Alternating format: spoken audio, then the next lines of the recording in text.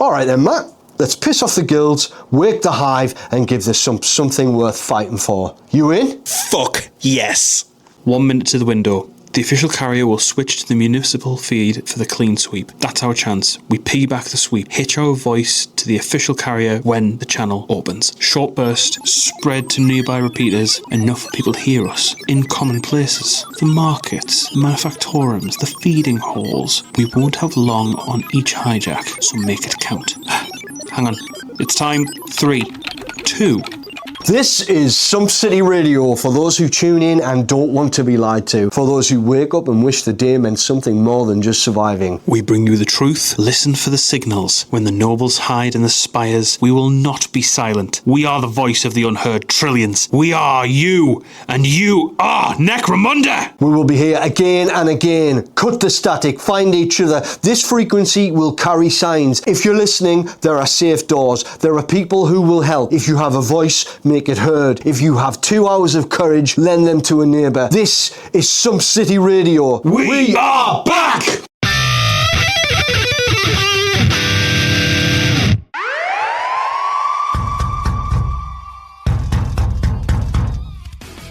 Come on out in the name of Gyrinx. Come on out with your hands in the air. Listening to and or profligation of propaganda is punishable by death. What me? Now let me put that thing down. No guilds! No masters! Sump City Radio.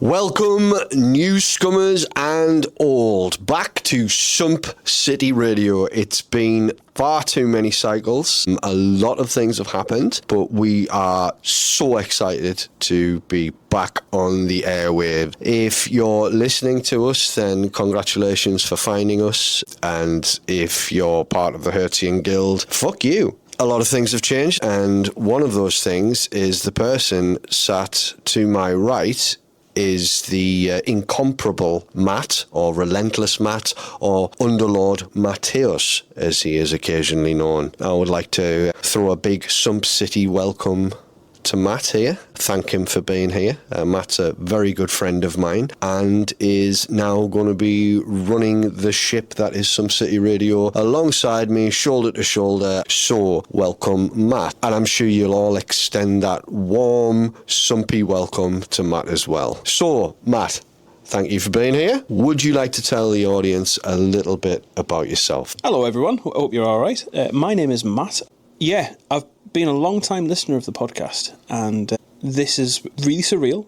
I'm not going to even beat around the bush on that one. But no, I'm really, really proud and privileged to be here and to have been invited on by Chris and the team. Just seriously, this is phenomenal. I have a commitment to you guys, which is I'm going to do my absolute best to work alongside Chris and make sure that I do my part and make sure that this podcast is as amazing as it has been, and even more so going forward. Well, let's see what we can do, the pair of us. It's my privilege, pleasure and honour to reassure everybody that although things may sound a little more northern, it may feel a little more northern, Sump City Radio was and always will be the place for people who love Necromunda to come and listen to people who love Necromunda. That's going to include reviews. It's going to include us getting excited about all of the latest releases. That's going to include the usual cast of characters. So please look forward to Becky, Natomi, etc. returning. We're obviously a pirate radio station now, so we may have to jump around from signal to signal at time, and we'll be constantly on the run from the law. But in between diving and ducking and sneaking and scurrying from hideout to hideout, the main focus is still going to be just loving a game that's given us so much and continues to bring us so much joy. So please join us for the ride. Things are going to be changing around here. We are now privileged to be working on this full time. So that means that we're going to have a monthly release schedule. Hold the phone. What did I just say, Matthew? I think that was a monthly release schedule. Did you hear that, guys? I heard as well. A monthly release schedule, if it can be believed. It's something I've longed for Sump City Radio since its inception, and now it's going to be a reality. So I hope you like listening to us, because you're going to be hearing a lot more of us. Matthew, would you like to introduce the next section? But of course, it is my absolute pleasure and delight to introduce you to Hot in the Hive. Hot in the Hive. Oh, it's so hot in this hive. Yeah, so obviously Hot in the Hive is the segment where we talk about what's new in Necromunda, what's being teased for Necromunda, whether that's official releases or community-based releases. And since it's been a hot minute since we were last on the air, there's quite a few things to talk about. Now, we will go into some of these things in more detail in future episodes, so don't think that we're skirting over these. But yeah, a little old thing called Bastions of Lore was teased, released, dropped, reviewed, has been played since the last time we dropped an episode. Been errated 5 times. That never happens, you liar. Yeah, Bastions of Lore. Now, as a Filthy Enforcer player yourself, how are you finding the new book, Matt? Honestly, it's been a bit of an interesting one. So your main points of difference are the weapon skill and ballistic skill. That's the kind of the key driver of everything. Everything seems a bit more standardized, and it runs a little bit more like a normal gang, I would say. It before, in the before times, the enforcers kind of ran a little bit clunky, and they kind of started strong and then just maintained their strength until everybody else decided to overtake you. Whereas now it feels that there's that sort of step-driven focus. There's skills that you can advance upon. There's ways in which you can really focus your gang in one of 2 or 3 different ways. And our good friend Simon, also known as 3 Ogrins in a Trenchcoat, will soon be releasing his amazing guide on Bastions of Lore and the major changes that are within. And I think we're probably going to have a conversation with him at some point. That would be pretty cool. Yeah, I feel something in our very near future. I'm getting a word. Not that word. Not that word. Not that word. I'll be honest, I think it's one of the better updated gangs that we've seen so far. I mean, I loved Halls of the Ancients because I'm an Ironhead player. I was really happy with that. I thought the Ash Wastes book was really interesting, but I feel really bitter for them that one of their big hooks is limited specifically to the Ash Wastes. It felt really quite restrictive. Now, I know these aren't supposed to be main house gangs, and I guess in order to avoid power creep, it's nice to see some variation, but I do feel like they were unfairly handicapped. Here's this cool new thing you can do, but you can only do it in this specific place. And in all the games of Necromunda I've played, and all the games of Necromunda I tend to hear about, they don't tend to be Ash Wastes. An in-hive experience. Exactly. When the Underhive's structures built on structures built on structures, it's little hidey holes, it's wiring ducts, water pipes. There's always somewhere to hide something in the Underhive. I don't think it would have hurt too much to allow them that. I've got an Ash Waste gang, and I was kind of put off pursuing them further for a short term based on the fact that you can't do it's the infiltrate rule that you're inferring, isn't it? So for the Shadar hunters, it's such a massive shame, because I mean, granted, I understand the thematic reason why. Obviously, the poofing out of a little burrow that they made in sand. Understood. I understand that concept. But what frustrates me greatly is the idea that you can't, have them pop out of, from behind a box or from under a grate or something like in the hive. It just doesn't make any sense. I mean, look at the studio that we're in now. Look at my studio. We had to go through 3 different checkpoints of enforcers. Then you've had to go through that massive grate. Sorry about that, by the way. I hope it didn't hurt your hand too much. And then, where there's layers upon layers of security. We can hide stuff in the Underhive, so the nomads, what are they playing at? I mean, I will accept all of it, including the minor hand injury, but the frisking, the personal frisking, the repetitive, intimate frisking was maybe a little unnecessary. Look, my claw does what my claw does. I can't help what it does, brother. I'm so sorry. Yeah, so obviously we will talk about the Bastions of Lore in greater detail, and we might get somebody on to talk about that with us in like a war room style segment. But needless to say, it was a really well received book in the whole, as far as I can tell from the community response.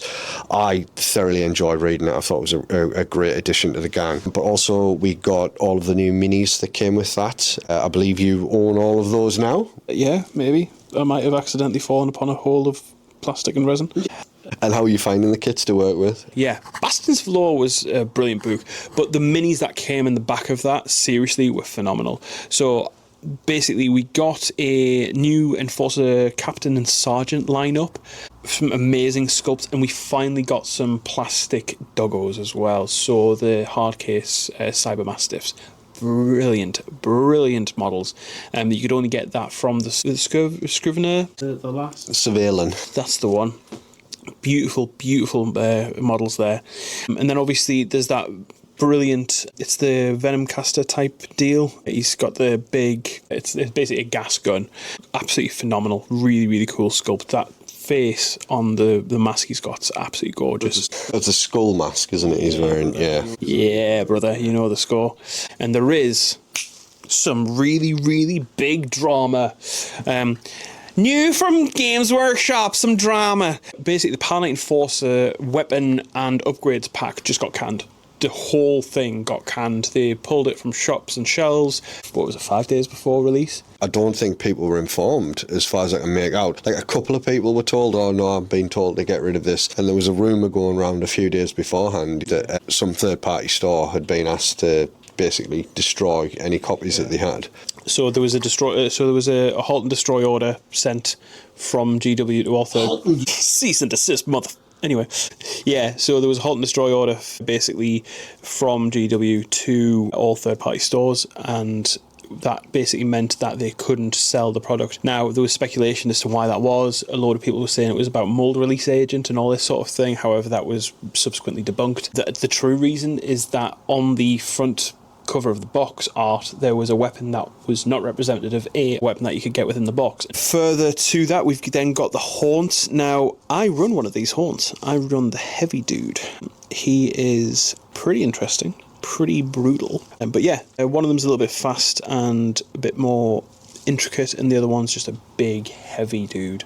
He has a skill called Crush, which I tried to crush a bridge once, failed miserably, but the idea was there and everybody enjoyed the idea. But the whole idea is that if you can see it within 12 inches of your dude, you can roll a willpower check. Obviously, it's a psychic power, and then once you rolled on that, if you pass your 5 up, you then move on to see where this actually works for you. And basically destroys any terrain that's it within that 12-inch bubble. And also, if it's a person that you're targeting instead, they suffer a injury based on their armor save. So if they pass their armor save, they take an injury. They've got to roll straight on the injuries table. Because like the whole idea is crush. So if you're wearing armor and you pass your injury, you pass your armor save check, well, that means that the armor is doing its job as armor, but I've crushed your armor. Yeah, so you essentially crushed in the can. Yeah. It's really cool. I haven't tried either of them. Obviously, I know I don't run Enforcers, but I quite like the look of the other one. It sounds brutal, just like inflicting insanity on people, because insanity is a horrible rule. It's so unfair. It's akin to Blaze in its disruptiveness. The idea that somebody can just take over your gang and just start shooting you with your own guys. It's such a bad feeling device. Yeah, thankfully, I'm a nice person. You just crushed them. Yeah, I just crushed them instead. Like it's it's what was it? Is it Seagate? What's just, you know what I mean? It's like Sagagate. It's fine. It's like, and you're gone. Anyway, really cool models. They are Forge World as well, so it's Forge World resin. One of the interesting things that I found was on the big dude, his base is a standard Mortalis base, but you're given 2 additional bits of resin and broken grates, and it's all sort of grotesquely, because obviously it's meant to be that impeding power of the Psyker. rending the steel around him. Exactly, but it kind of looks out of place when you put it on the base. You've got to really kind of meld it in with sort of green stuff. Also, it doesn't fit snugly then. No, there's no real place for it. It's just a standard Mortalis base. There's no specialist base for it. It's just these 2 bits of resin that you chuck on. But then we move on to the companions. Now, I'm in 2 minds about the companions, right? Because they are, first and foremost, aesthetically beautiful, right? Big duffel jackets, massive fur collar, the Roman Empire-esque tuft at the top. That's not personally my aesthetic, so if I were to build these up for my gang, I'd probably get the tufts cut off. But they are Alliance models, so you have to align with them. They're not actually part of your standard loadout. Every Alliance model I've ever used, I have literally converted into something I can just take into my gang. And maybe that's a side effect of not playing enough where alliances are utilised. I'm guessing if you were campaigning regularly and you have this regular gaming group that meets up and runs loads of different campaigns, it might be nice to pull in alliances, just mix things up. But yeah, for the most part, I think dropping, 30 quid on 2 minis to use twice a year, it's quite a hefty price tag. But I will die on the hill that the people who designed these were thinking Marvin the Martian when they put them together. The Roman crests, the disintegrator gun, it is literally Marvin the Martian. Absolutely. Disintegrator guns are amazing, by the way. They're like disgustingly OP. So maybe it's good that they're not just as available as everything else. I mean, they make nice proxies for captains or something like that. But yeah, I'm with you on alliances. It's just, it's not something I've delved into, and I don't know how much use they'll actually see on the board. Absolutely. I'm in that camp, to be honest with you. Alliances and delegations, they are 2 areas of the hobby that I haven't really tipped my toe in yet. I want to. I would absolutely love to. I mean, outside of the conversation that we're having today, we have had conversations in the past about my idea, which would combine a corpse delegation with a corpse grinder cults gang. But I understand that thematically that doesn't necessarily work out. But, I mean, you could make it and it could kind of work, but it wouldn't be lore accurate. You know what I mean? So it's trying to work out whether they could interweave together. Obviously, again, from a rules perspective, probably not. Not 100% sure. It's not something I've really deep dived into myself, but be cool to explore. But then finally, we got the Ashwing Helmites as well. They just kind of came out of the woodwork. We weren't really expecting them. They were alluded to in the Ashways Nomads book when that dropped a few months prior, but they are absolutely gorgeous. I kind of like the fact that in the book they didn't have any visible representation. There was no pictures. But then there was rules for them, but they just didn't show you. I think that's a creative control thing, if I'm honest, because if they release an image of something before they release a mini, 3D sculptors will be out there making them quicker than they can get the miniatures into production and out on the shelves, and they'll have their thunder stolen. I was surprised at how big they were. I kind of expected them to be more dog-sized as opposed to closer to the actual Helmites, and I know that might sound silly when they are actually Helmites, but it's just made me feel quite prescient in my building of a flying Helmite when I did that with the original kit. So I'll probably just build a couple more of those because they sound really cool to use in the game. But I really do like the miniature that they came out with. I really like the fact you've got the little lure mini as well, the little canister that's burst open with the grub inside, as if that's how you attract them through. That's what they're drawn to, yeah. And then in the same drop, we got the Bastions of Lore tactics cards and dice set. Now these dice are beautiful. They're kind of a mottled black with yellow pips. I mean, I'm a dice goblin, so I may have picked up a couple of packs of them. I like to own the tactics cards, so I'll probably get them while they're still around, but I gave up chasing the dice. I buy the ones that for the gangs that I play usually, but I haven't done that with Ironheads because there's none of the Ironhead ones I was really struck on. I've got both sets of Vansar, both sets of Escher. I think the purple and yellow Escher is still my favourite set of dice. They're gorgeous, and I've got so many dice, it's ridiculous. I do like the colourway on the Enforcer dice. I thought they were really nice. So that's all of the official releases that we've seen, or teasers that we've seen so far, including the container article, but we are very excited to see the preview coming up at the World Championships on the 7th or 8th of November, depending on your position on this globe. We don't know what that's going to be. I think we're very hopeful it's going to be something big, like a box set or a new faction or something exciting like that. They tend to be quite big reveals at these events, so I think the community's very excited about what that may be. We're very much looking forward to seeing what goodies are up and coming. Guys, this is a new impromptu section called Tinfoil Hat Time. Tinfoil Hat Time. So, tinfoil hat time, Chris. What do you think it's going to be? I'll tell you what, I'll rephrase the question. What do you want it to be? I mean, I'd love a boxed set because I like box sets. I just think they're a great way of kind of generating interest. You'll get two factions, you'll get maybe a new setting or a new board, some new terrain, a new way to play. But honestly, I'd be really happy with a faction we haven't seen visited before. I suspect it will be a redo of Cults because of the update to everyone else so far. The only people missing out are Helots, Corpse Grinders, and Gene Stealer Cults. Yes. No, that makes sense, to be honest with you. And showing them a little bit of love. I mean, I'm kind of inclined to hope and agree on the box set side of things. I hope it's actually a perpetuation box as opposed to a standalone box like Secundus. Secundus was amazing, don't get me wrong, I'm not sitting here slating Secundus. It was a brilliant release, and you know, the Malstrain Gene Stealers are to this day some of my favourite sculpts that they've ever released, and that's the full range as well. It's not just the Gene Stealers. However, I want it to be a Hive War type idea. So, I mean, obviously, everyone falls back on the whole Eye of Selene. Are we going to be finally visiting the Eye of Selene? Are we going to be getting a new faction that are unique to the Eye of Selene? There's potential there. But I think the reality is we're probably going to still be on Necromunda itself. And I would like to hope that we are going to be exploring a little bit more of just what's going on lore-wise. That would be really cool. Perpetuating the story there. Getting a bit further into it, because obviously we had the Aranthian succession. We understand that the world's starting to die, and then, you know, what happens from there? Well, this is the thing, they left so many loose ends.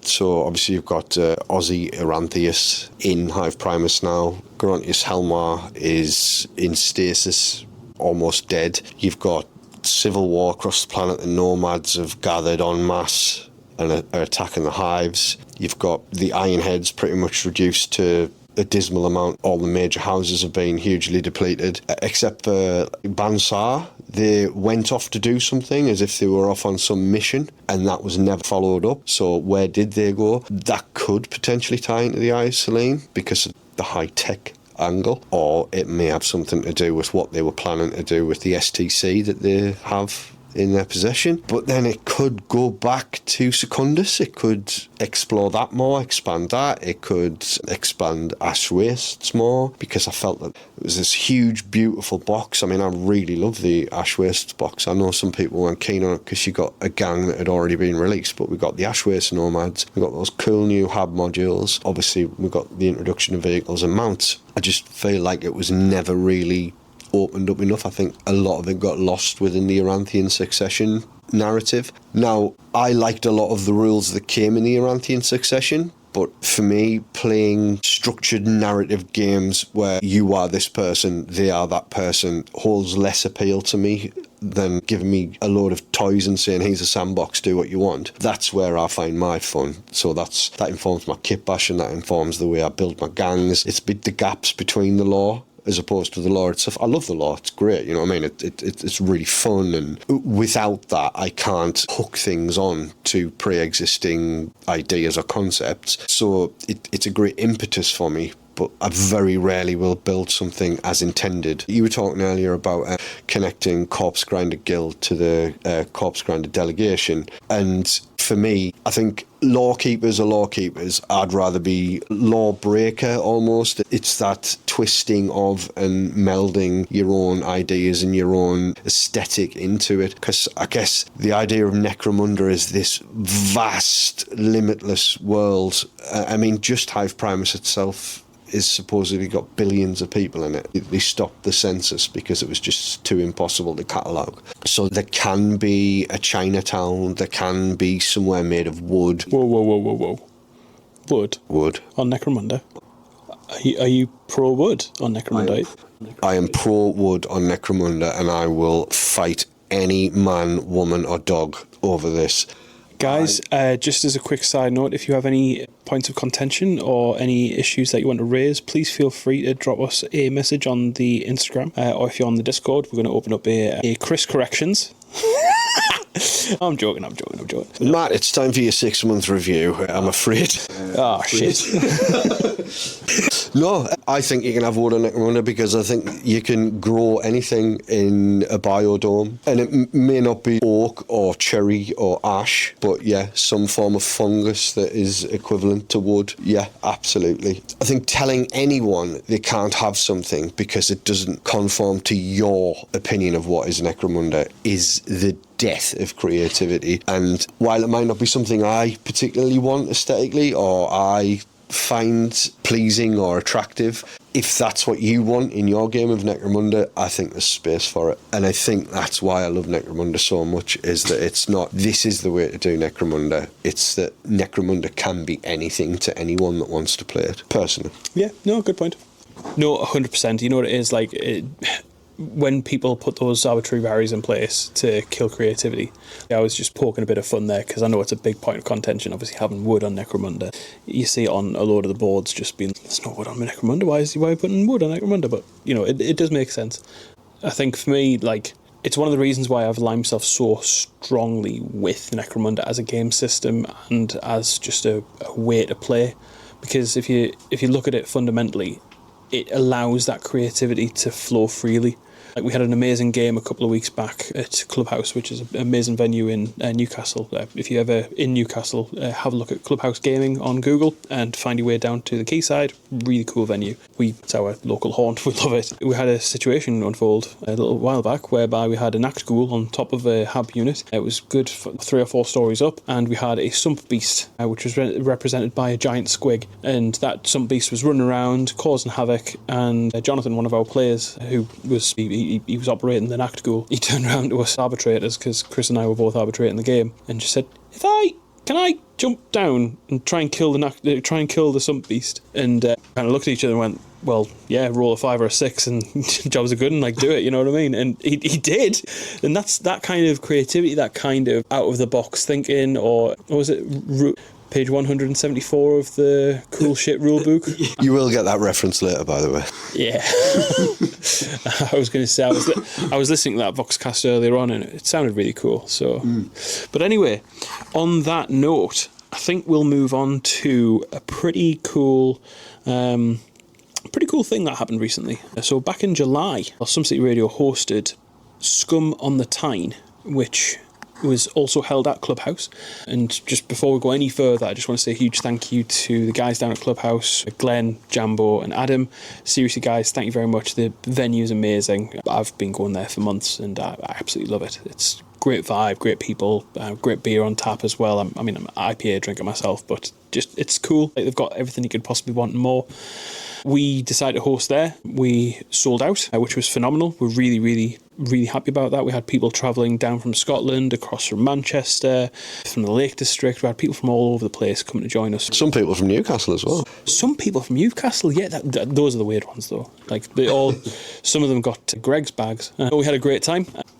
It was with it being, it's my first event that I've ever sort of organised. Chris has been, he's organised SumpCon and all that sort of thing in the past, but I think this for us was a big challenge, wasn't it? Yeah, I mean, although I was tangentially involved in SumpCon through obviously it being Sump City Radio's event, my job was essentially turn up and play Necromunda with really cool people or hang out with really cool people and talk about Necromunda, which is potentially going to change next year, but we'll talk about that later. Yeah, I messaged you and I was like, I've got an idea, Matt. And you went, hang on, because I just want to throw something past you. So I don't know whether it was serendipity or some kind of melding of minds or whatever it was. But you said, thinking of running an event at Clubhouse. And it was, oh, well, that's canny spooky.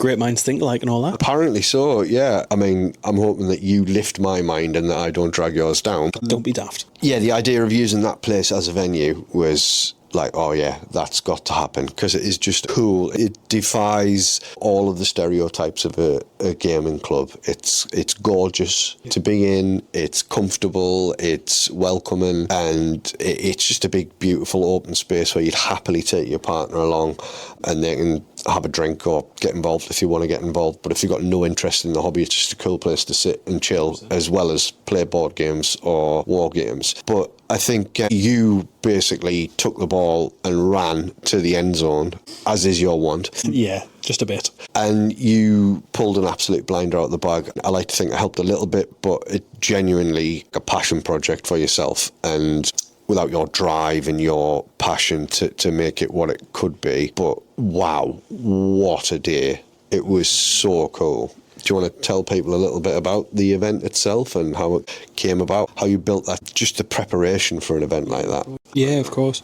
So this was my first event, and before I go any further, you helped massively. You really helped massively. There's no other way around that. I can't sit here and take all the credit when we both had different things that we were doing, you know what I mean? We were both very strongly involved in the preparation process. And furthermore, the guys at Clubhouse, so there was Jambo and Ed predominantly, who really helped with a lot of what went on that day. Ed is one of the patrons of Clubhouse, and he created 2 phenomenal vertical boards. There was a consultation with Dale from JD and the Sump City, whereby he kind of gave some pointers and ideas as to what we would need to think about and look at. And then, I mean, Jambo was just phenomenal from the get-go. He was really, really encouraging, really helpful in pretty much everything. He did the lion's share of the paint work, if not all of it, for the dice trays that we had printed off and all that sort of stuff. He also printed up the Tyne Bridge, so we had another patron of Clubhouse. He 3D printed a version of the Tyne Bridge, but he also then added in a roadway, so it was the right shape for the Tyne Bridge. So just for those who are unaware, the Tyne Bridge is a bridge in Newcastle upon Tyne. It spans the River Tyne between Gateshead and Newcastle, and the whole it's quite iconic in the northeast. There's something called the Great North Run. So for anybody who's not in the UK, the Great North Run is a massive marathon. That is it a half marathon? Half. It's a half marathon, but it's one of the bigger marathons that that are ran or more televised and all that sort of stuff. So on the side of the Tyne Bridge, there's usually an advertisement for whoever the major promoter is of the Great North Run, and we managed to have Scum on the Tyne written on the side of it. And I mean, Jammer did an amazing job of painting it all up, so I doff my cap to the guys. Phenomenal. It was literally to the punch as well. The Thursday or Friday beforehand, he was still finishing off a little bit. So seriously, Jambo, thank you very much, man. You really, really appreciate it there. But the preparations were months in the making. So I got some custom dice done, some sort of sickly green dice made with the Scum on the Tyne logo on. I got some t-shirts done for us as well, because everybody was asking where they can get t-shirts about the event and all that sort of thing, and it's taken so long to get sorted out, but we're pretty much spitting distance from t-shirts and dice being released. As you can buy them on the website when we get that sorted out. So there was loads went into the planning side of things. Jambo and a gentleman by the name of Alex and also Chris worked really hard on the scenario side, so there was loads of ideas of different scenarios for different boards that we had set up.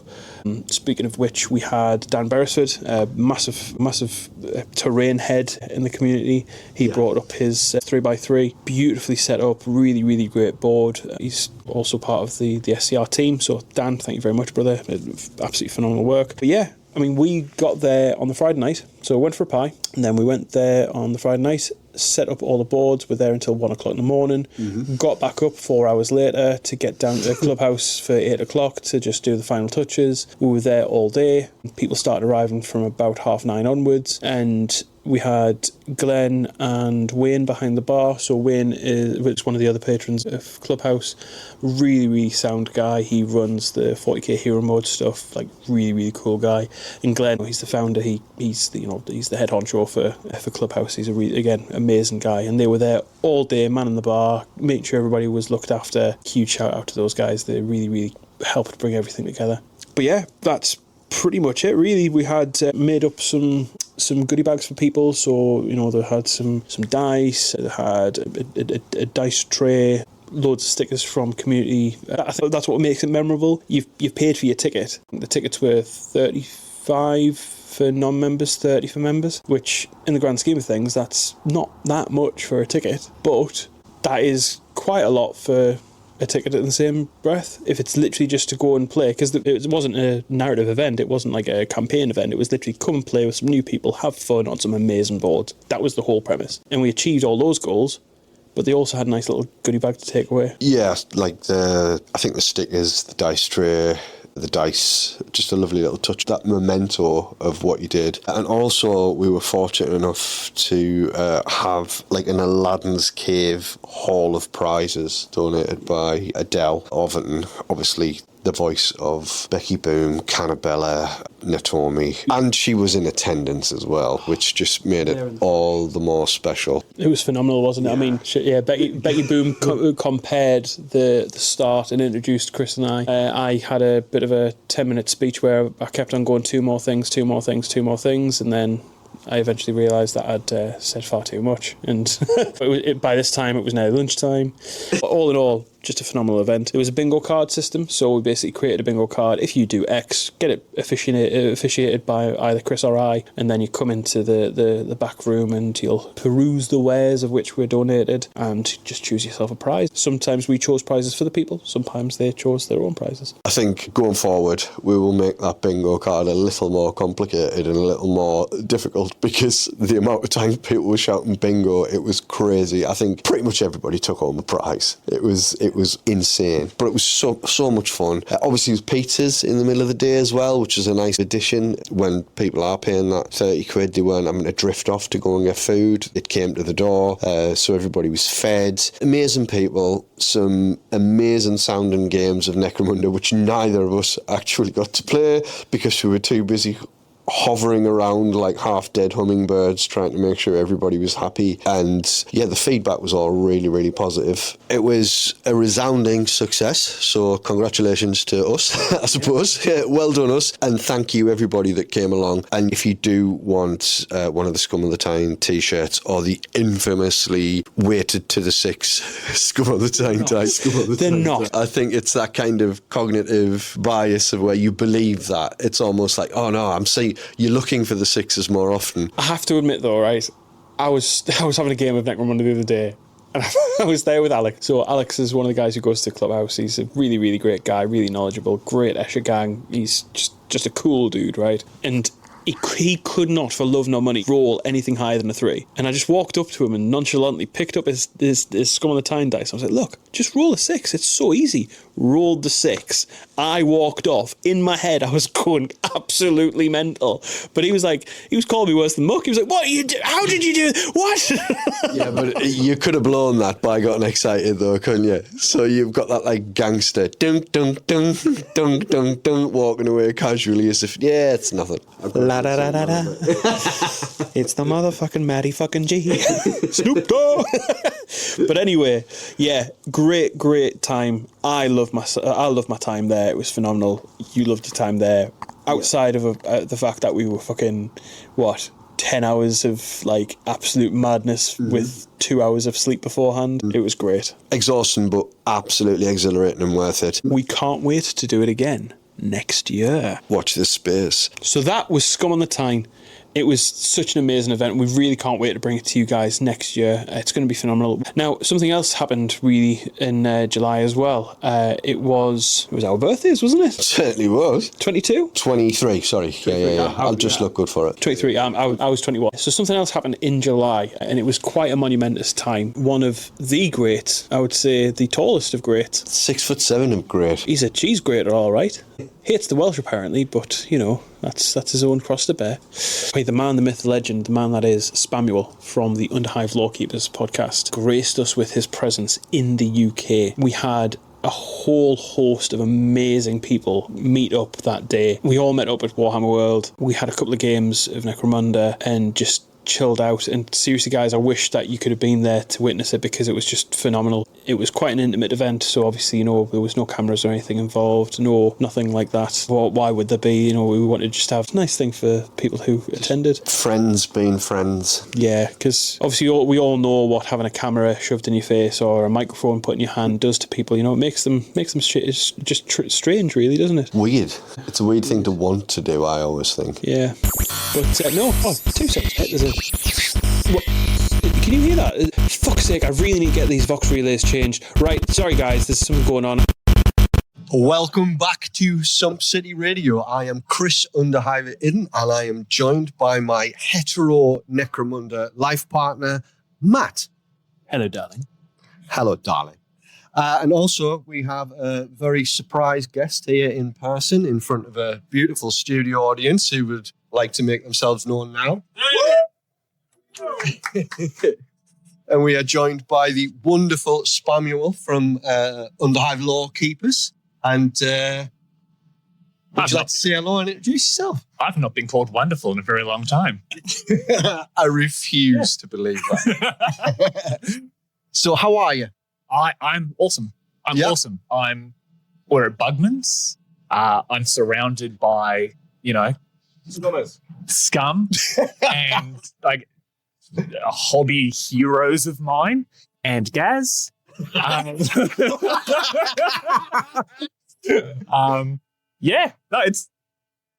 fucking sick.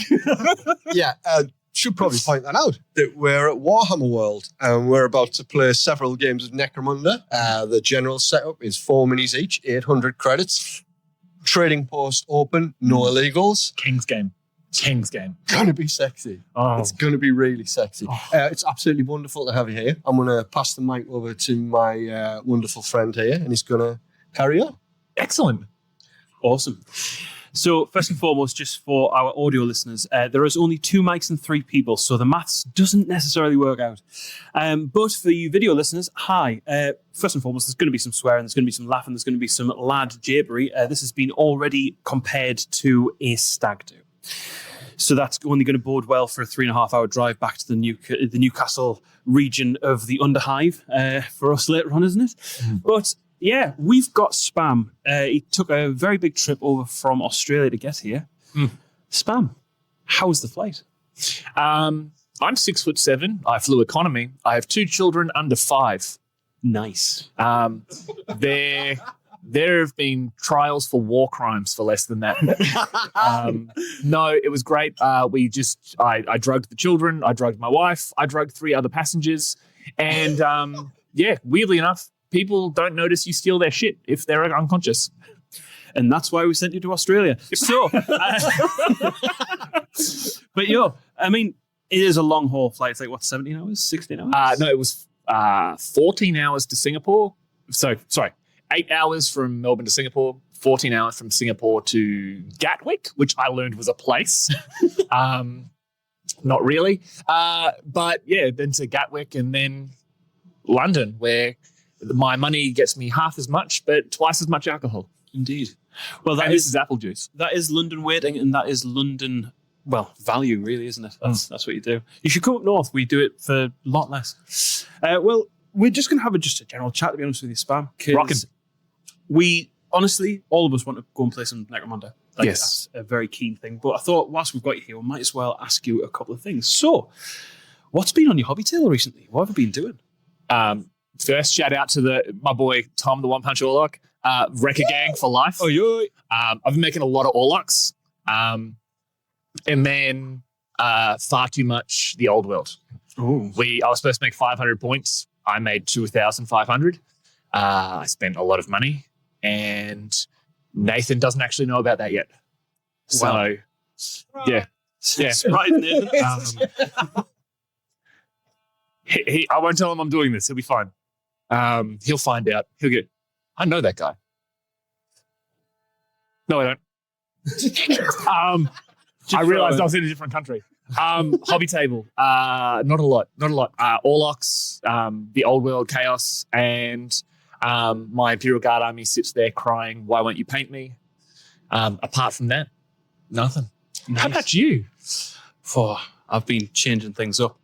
For me personally, I'm currently starting out Heresy Death Guard army. So I've literally just bought Mortarion. And for my Necromunda hobby, well, Games Workshop just went and released the ideas of some new Power Knight Enforcers. And so I'm kind of getting back on my Power Knight train. The Escher are kind of on a hiatus at the moment.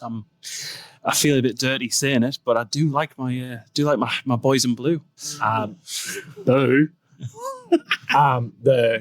The Enforcer Sergeant with what looks like the Sten gun, but with the drum magazine. Oh, I have terrible ideas for that. Yeah? Oh. The new Enforcer releases and the Haunts. Yes.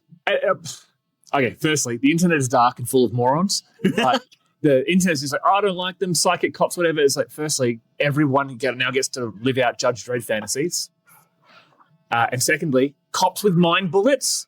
Stop resisting, but I'm beating you with my brain. I mean, what more do you want? It's absolutely sick. Like, I mean, I'm going to be honest with you. I'm in two minds about the whole Legionnaires type idea, the aesthetic of like sort of like the Roman, the Centurion stuff. Like, I'm a little bit too the companions. Yeah, like I think I might clip mine off based on the fact that it's just not the aesthetic that I like. But outside of that, I'm glad that we're getting some new models. And we were talking about this on the way down. The current sort of MO for Power Knights is like, okay, you start really strong, and in a campaign, that's your lot. You don't really advance much. I hope that changes with this book. Well, the Bad Zone Enforcers list is in the same book, isn't it? Yes, I believe so. Or if they give the upgrade options, and because obviously rules is written, you can't take the Lord of Martyr in Bad Zone lists. Can you? Nope.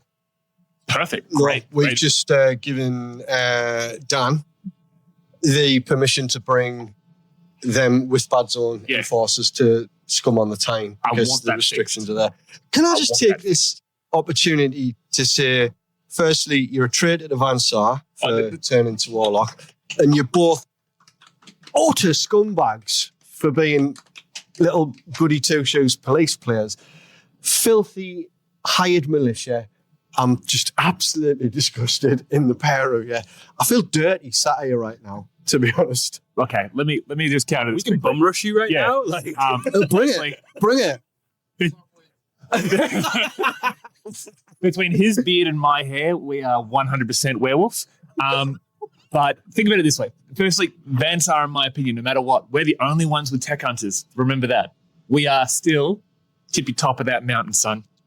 Okay, you're doing something to claw back some credibility. You have to play another gang to experience the lesser to appreciate the greater. Yeah, I did that, and then I picked up the very expensive and very shooty Ironheads. So I I played them wrong. I played them all close combat. Apparently, bad idea. I think even though I'm like a dyed-in-the-wool 80s kid, and I find it really difficult to get behind the police in any meaningful way that doesn't involve fire. I think I'm going to be really excited to kind of see the new releases. Yeah. It's always the way, isn't it? It was the same with when Ash Wastes got their boost, when Ironheads got their boost. It's just that kind of that fleshing out, that stretching of the rules, the extra equipment, the extra skill access, the kind of the new possibilities that presents. And as a kit basher, the opportunities creatively that affords us. We might want to keep the language down as the new Juve on the deck. So just be very cautious of that. My own hobby. At the moment, I am just coming very late to the game as a Vansar player, and I'm building a archeotech with dual las sub carbines because I ran that at our regular Monday evening Necromunda game, and playing something really kind of mid-level, or like there's no real OP angle to it. It's just lots of dice and the fun that presents. So I'm just committing that to plastic at the moment. Play everything like an orc. Just throw dice. Daka. Yeah. More Daka. Yeah, so obviously we've also got Scum on the Tyne coming up, which is our new regional event on the block. So we're currently busy with that and getting all of the locals kind of trained up and ready to go full 1,000-point lists. We're building them up incrementally. They're currently on 500 cred lists, which is leading to some really fun moments, like a knacked goal diving off the top story of a hab block on top of a monster squig and one-shotting him.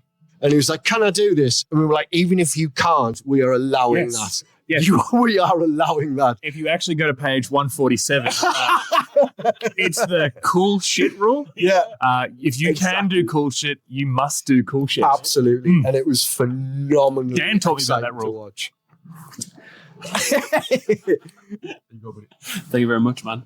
Yeah, that was a sick game. So, like as Chris mentioned, so we're training guys up on 1,000. Well, we've done three models first, then we've got 500 credits. We're now on 800 credits, then we're going to be on 1,000 credits. It's sick. Little incremental like jumps like that. But the crowd that we're getting everyone from all walks of life, and it's absolutely great. Like, obviously, things are very different over in a different continent. Do you have like a local game store that you go to? Like, is there anywhere nearby yourselves, or? Yeah, there's a couple. Shout out to my boys at General Games in Shanto Park. And then obviously House of War in Ringwood. I think it's like the biggest gaming shop in the world, but in Australia, specifically in Ringwood, Victoria. Nice. But in the world. In the street. In the street. Biggest gaming shop in the street. Like we play Archeotech there every year.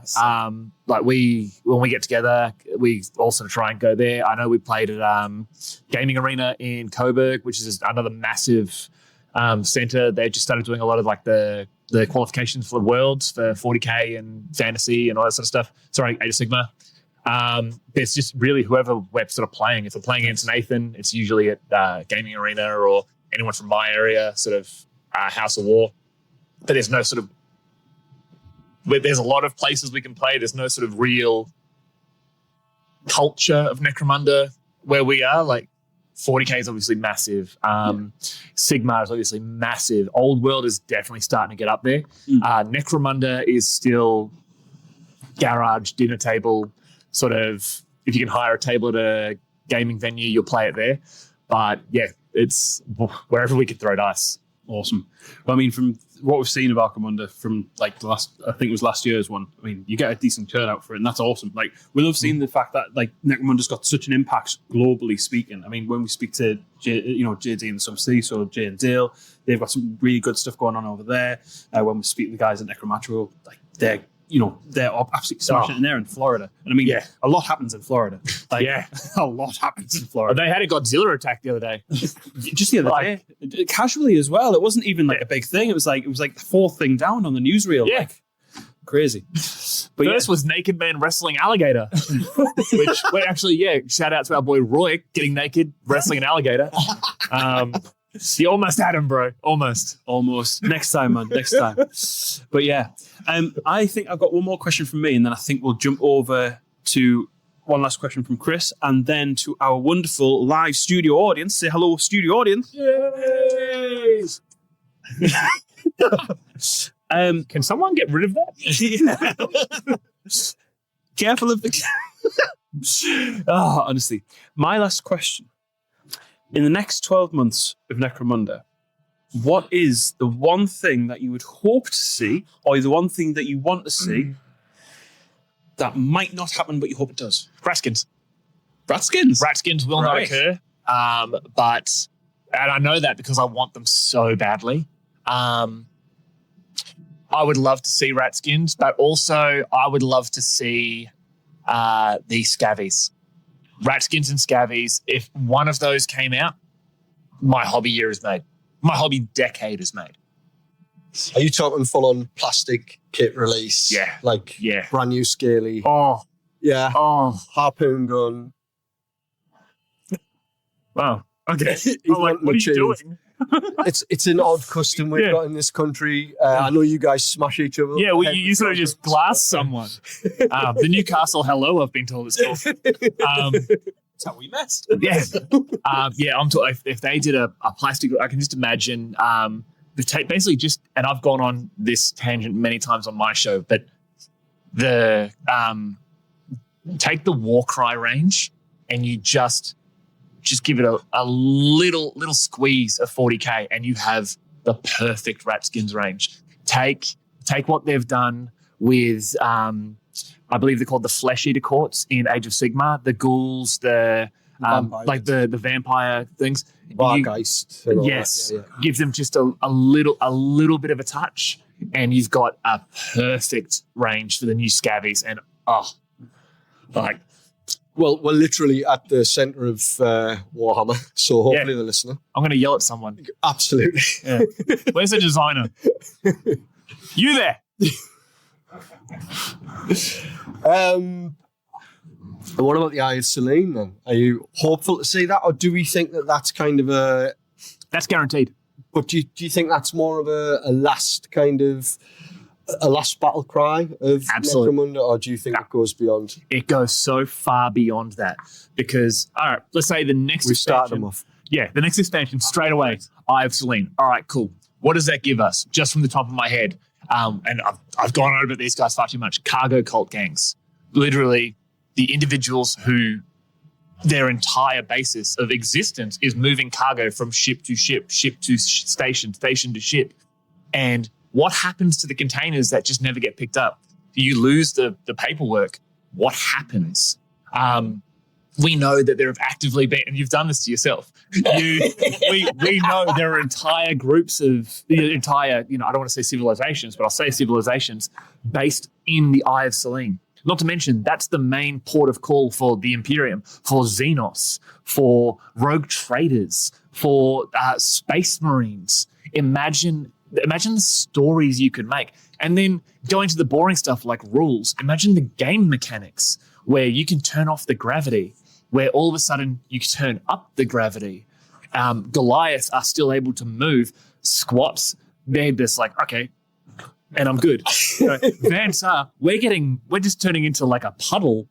That aspect there, it simply adds another aspect that we still haven't touched on. The skull being the invasion of orcs. We still don't know what Hera is doing. We still haven't figured out what old Ozzy Aranthus is doing in his giant robot form. I'm assuming like putting his head in the Shino Bolo.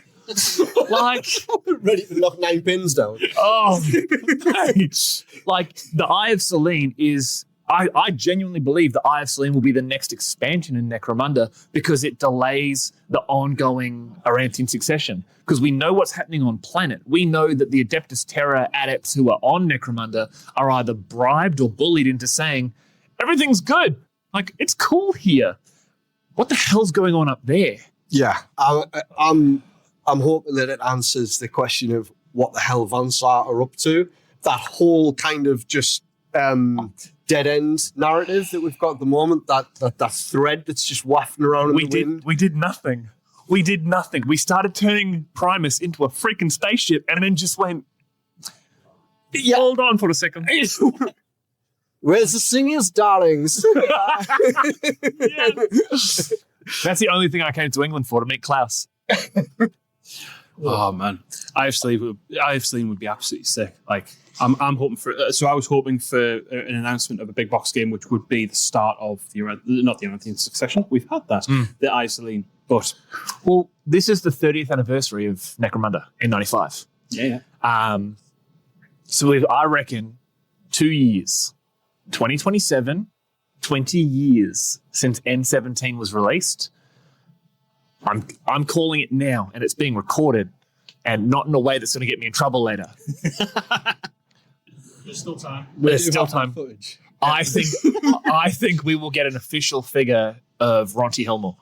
Really? 2027, Ronti Helmore. You heard it here first, folks. 2027, Ronti Helmore. So, like, a stasis casket? Nah, man. I'm talking like, have you seen Bill and Ted's, the second one? Like the new one? When they're all super jacked. Picture Ronti Helmore, but kind of like Lister when the nanobots get to him and turn him into the bodybuilder in Red Dwarf. Oh, what a reference. Oh, man. Ryan Reynolds in Free Guy. Like, picture just Ronti Helmore's like, dude, awesome. That's the mini I want. Chins. I'm now biceps. Awesome. Yeah. Right. So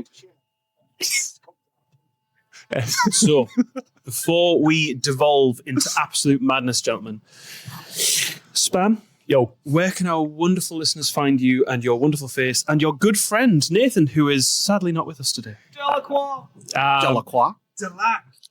Usually in Melbourne. Melbourne, Australia. Or at the Underhive Lorekeepers podcast. Look, I'm without class and I wore my own merch. You and me both, brother? You and me both. Oh, yeah, letting the team down, Chris. See my underwear. I have. It is not under those jeans. And yeah, Underhive Lorekeepers podcast. I don't know when this is going out, but I'm assuming at least some of you know who I am. If you don't, fair play to you. But if you want to hear two like just weird Australians rant about nothingness and occasionally Necromunda, check us out. Awesome. Yeah. Thank you very much, Spam. Right. Thank you. We have time for 2 questions from our studio audience. I say studio audience, we say balcony audience. So first put the hands up, gets the mic. All right. We have Graham burnt a quill painting. Graham, get yourself round, brother. It's cool. Jump on. Wait, I get a chair as well. You get Oh. Dude. Yeah, no, just yeah. Don't know what you're talking about. So my question is, like, you mentioned about the rat skins and the scabbies being something you want to see on the table, but is it you kind of answered my question with that, but apart from those 2 factions, what other faction would you want to see on the Necromunda table that isn't a faction or hasn't had a model release yet? Brat gangs. Rat gangs? No, brat gangs. Brat gangs. Basically, What's that? like bored noble kids who, instead of doing like space cocaine and listening to techno music, are just like, let's do space cocaine and techno music and go kill the peasants. Basically what politicians want to do. And Elizabethan and they wear the big ruffles and they have crazy hair and they have jet bikes. Like originally they were one of the only crews that had jet bikes. You have like an ash waste kind of option as well. Oh, no, they would ride that in the hides. They'd just be like, you know that town where people like meek out this poor existence and they hate existence? Oh, yeah, let's go kill them with knives and jet bikes. I'd love, jet bikes with knives. They're just sitting there having like, they're like, meager dinner, and they go, what's that noise? Yeah, and then a bunch of rich, like, dickheads come down and just start shooting people. And then they're like, hey, you can't do that. And I'm like, yes, we can. We have more money than you. Pew! Brat gangs. Brat gangs would be sick. And I know we've got the Hive Scum box, and I love it. I would love to see civilians. I'd love to see a release of Necromunda or 40k civilians to flesh out your boards, to flesh out your gangs. That sort of stuff would just be phenomenal. Marketplace scenarios. Oh, dude. Yeah. Thank you very much. Thank you. Right, we've got time for one more then, guys. Okay, we've got Tom here, One Punch Orlock. Hello, gentlemen. Oh, me. Well. Hi. So my question, bit of a base level question, but what is your favourite piece of Necromunda lore? Or I'll extend that. What's your favourite piece of Games Workshop 40k lore? Oh, so this has changed recently. I'm tossing up between 2. The first is I'm a huge fan of Perturabo. The Iron Warriors, the only true winners of the Horus Heresy. We did our job. But Does anybody else want the mic to contest that? I love the fact that I'm sorry for asking this question. I love the fact that he would have, instead of going to war, instead of anything, he would have just preferred to like just build things.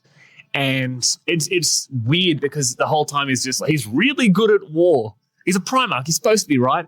But he's just like, oh, this is a like a stadium I built, and I built this cool model in it. And he played Warhammer. And he made his Legion play Warhammer. They played Warhammer. That is Warhammerception. Like, It's Warhammer all the way down. it's Warhammer all the way down. And I guaranteed he built a little Perturabo painting an even littler Perturabo. And he's just like, and here's my Perturabo model. And how many attacks do you have? Not enough, because the rules designers don't like the Iron Warriors. That's one of my favorite things. And also going back to the really old lore, it's probably outdated now. The sensei, the actual children of the emperor throughout time, and their sort of the passing. I should probably start putting my hand in front of the camera. Like the pass down of his genes. Like, appreciate your face. And basically, people appreciate you not being on camera, I'm sure. But no, like the sensei, and then this group of the Inquisition who was like, if we just get enough of them and make the emperor eat them, he'll come back to life.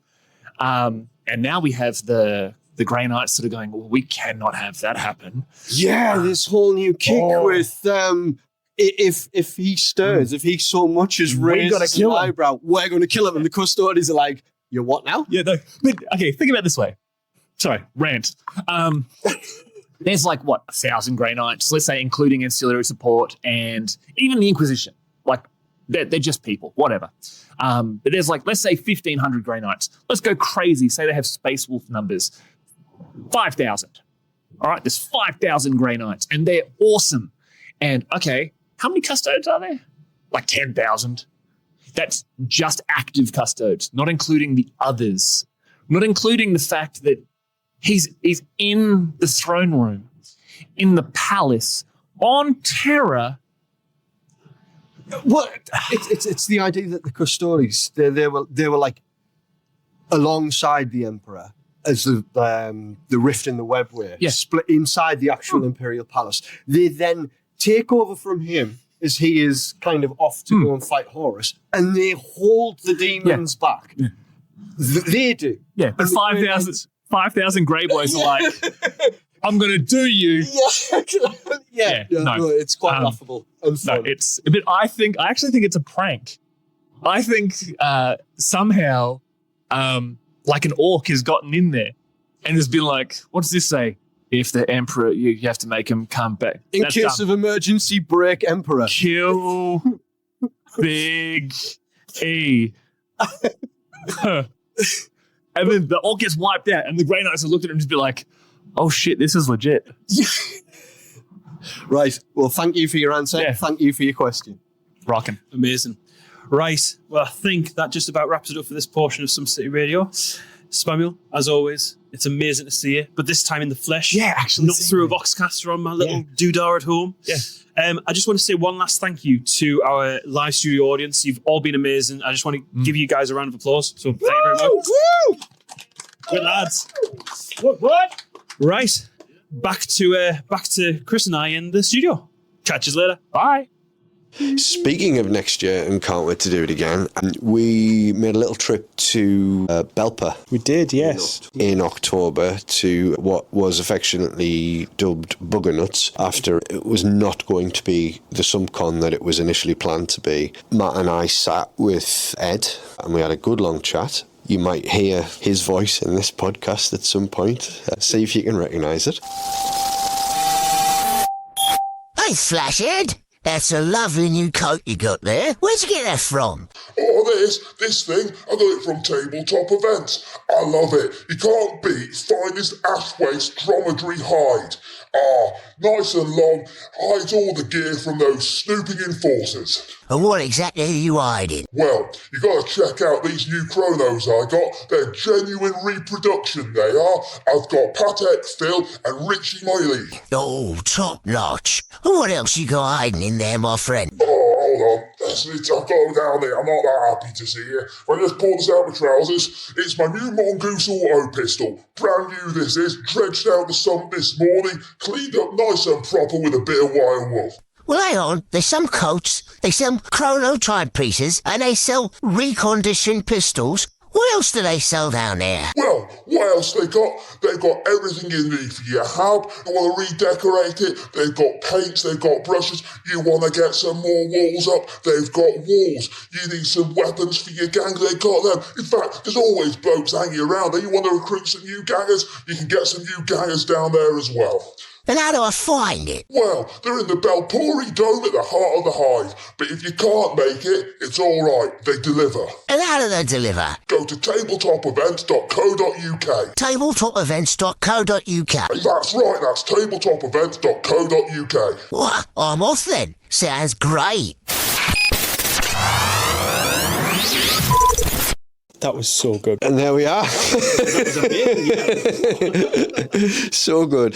Right, so yeah, we spoke to Ed, and all being well, SumpCon should be up and running properly next year in Belper again. To bring it to you guys, like the logistics for us, obviously we're quite far away from Belper, and the help and support that Ed and his team and Dan as well, honestly, like everything's going to come really well of this, isn't it? So yeah, we've basically shook hands on it, and we'll have more information coming up. It's such a great venue. They are so accommodating. It's perfectly placed to go and get food and stuff like that in the middle of the day, drop in, drop out. We want to bring it back bigger than ever, themed boards. And he has so much terrain and so many cool boards, and other people bring boards. So we really want to do justice to what SumpCon used to be and then some, and really thank the community with an awesome event. SumpCon 5 is alive.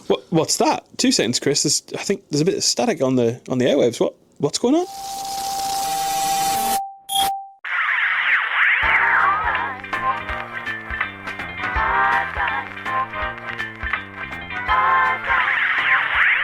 This is 103.9 Gildersford Radio.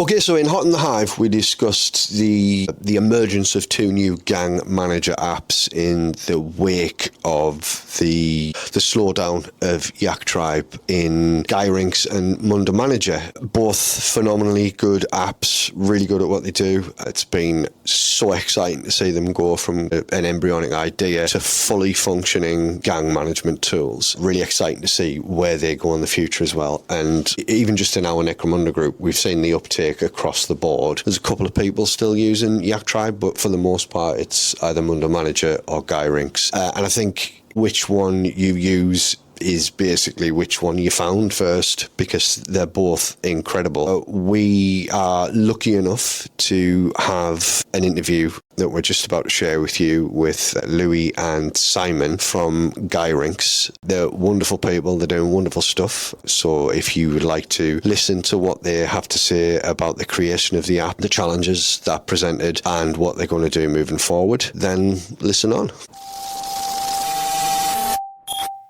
Hello and welcome back to the show. And in the studio with my good friend Matt, we are joined by 3 Ogrons and a trench coat and Man of Wah, otherwise known as Simon and Louis, respectively. Simon is obviously well known for his second best guides and blog, focusing on the non-house gangs. Very recommended guides that he writes there. He's a big fan. We're a big fan of his work, and he's a long-time friend of the show. And of course, you will all know Man of Wah from his association with Goonhammer and the articles he has written for them, and as well his input in the community in general, and the fact that he did War Room with us, which is something that we will be revisiting in the future. Welcome to Sump City Radio again, guys. It's really nice to see you as we relaunched, but it's not just us on the verge of something new. I believe that you're here to talk about something new yourselves. Would you like to run with that, Simon? Absolutely. Yeah, so we've been working on a new list building app to essentially help replace the hole that Yak Tribe has left. We are calling it Gyrinx, after the Gyrinx cat, and it's working pretty well. Yeah, I think that's fair to say. Right, okay, so a gang management tool. I heard about this when Louis messaged me and said that he was working on something, and he was very furtive about it at the time in the long distant past, and I got very excited because anything Necromunda is obviously exciting to me, hence this podcast and us talking nerdery all of the time. And when he sent me a beta test link, I opened it with trepidation because I am famously terrible with tech. I never got Yak Tribe to work without somebody talking me through it or setting me up a list. So essentially, I would have somebody write me a list, I would print the cards out, and that was my association. Because as soon as I hit a drop-down menu or tried to select something, it would take me to the wrong place. This is no slight on Yak Tribe. I am terrible with technology. It was total user fault in this situation.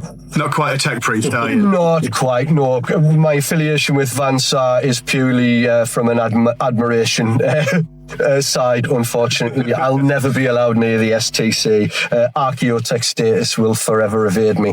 But I have to admit that I basically just started playing with Gyrinx, inputted my gang, and just little things like, so I put my iron heads in.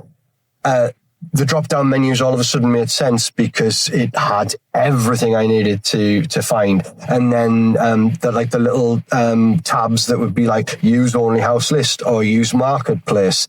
And even to the point of add stub guns, add dum-dum pellets, add dum-dum rounds.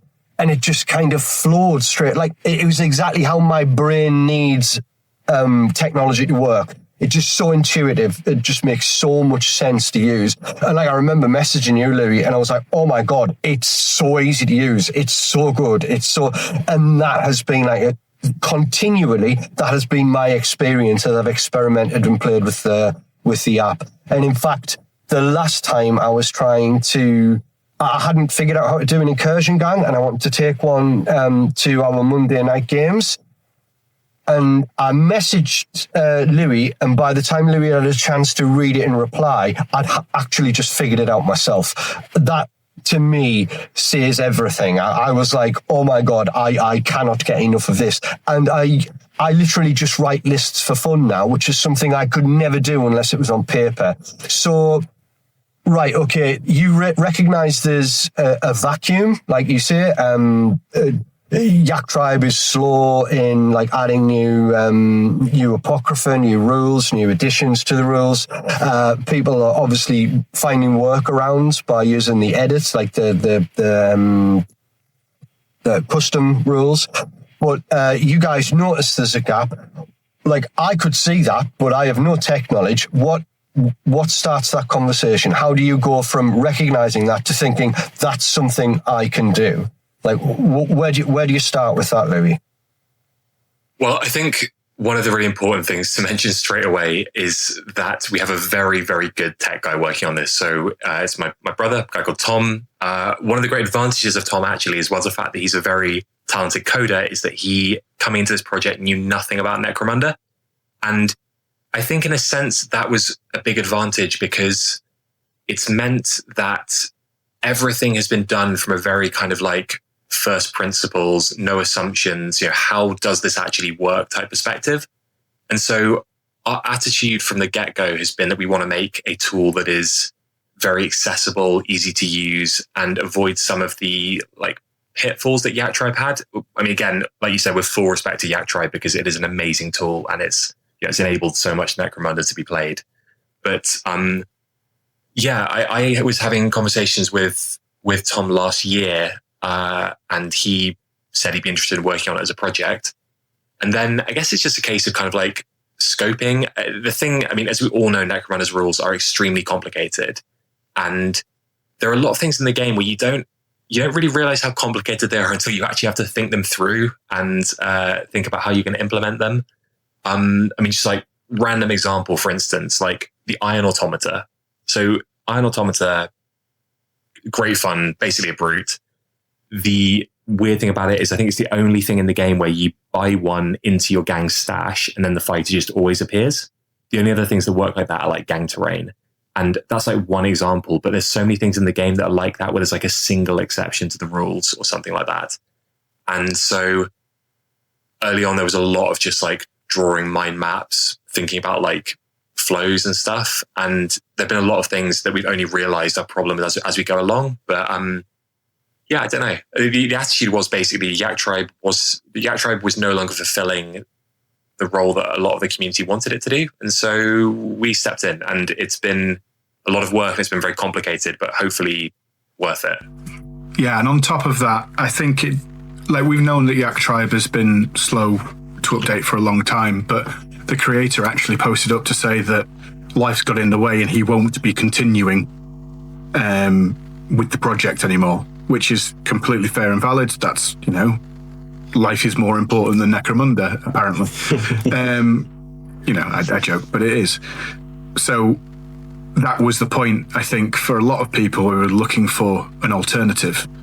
And I've tried loads of different stuff, like the different list building apps for 40k and for Age of Sigmar and the Old World and what have you, and none of them have been able to do Necromunda well. Yak Tribe was the first and only, and without Yak Tribe, I wouldn't have been able to do the second best guides.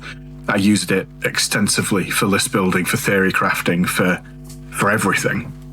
And so when that final sort of official, we are stopping with this project and will no longer be, or I no longer be adding to it, that was really a time when, well, Louis and I were talking about it quite early on, like, well, what do we do now?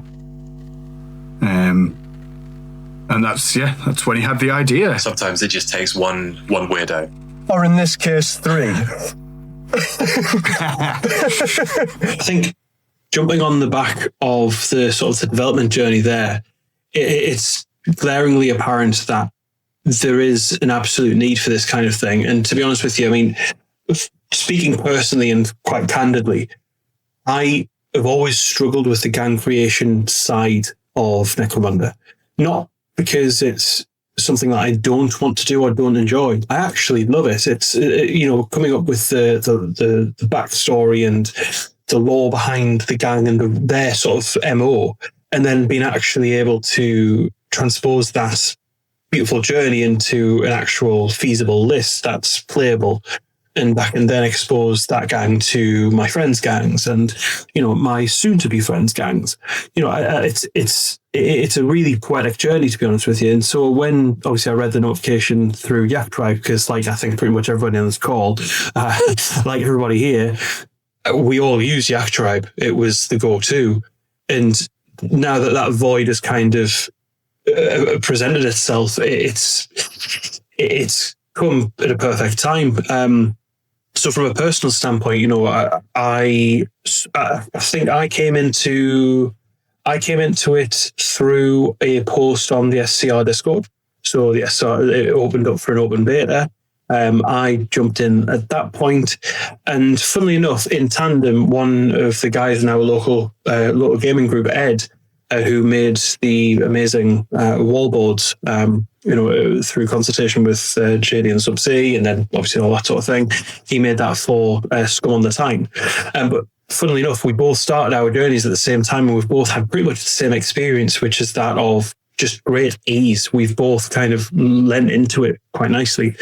So I think the big question for me the main question after a pretty big run up to it, as of recording tonight's episode, or this interview, we've just seen the release or the announcement for pre-orders for the new Power Knight Enforcers.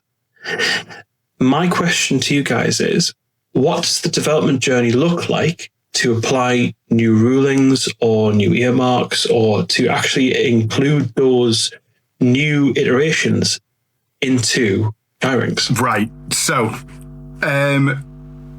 depending on when we get that, like physically, I wouldn't be shocked if we managed to get it done in about 3 days.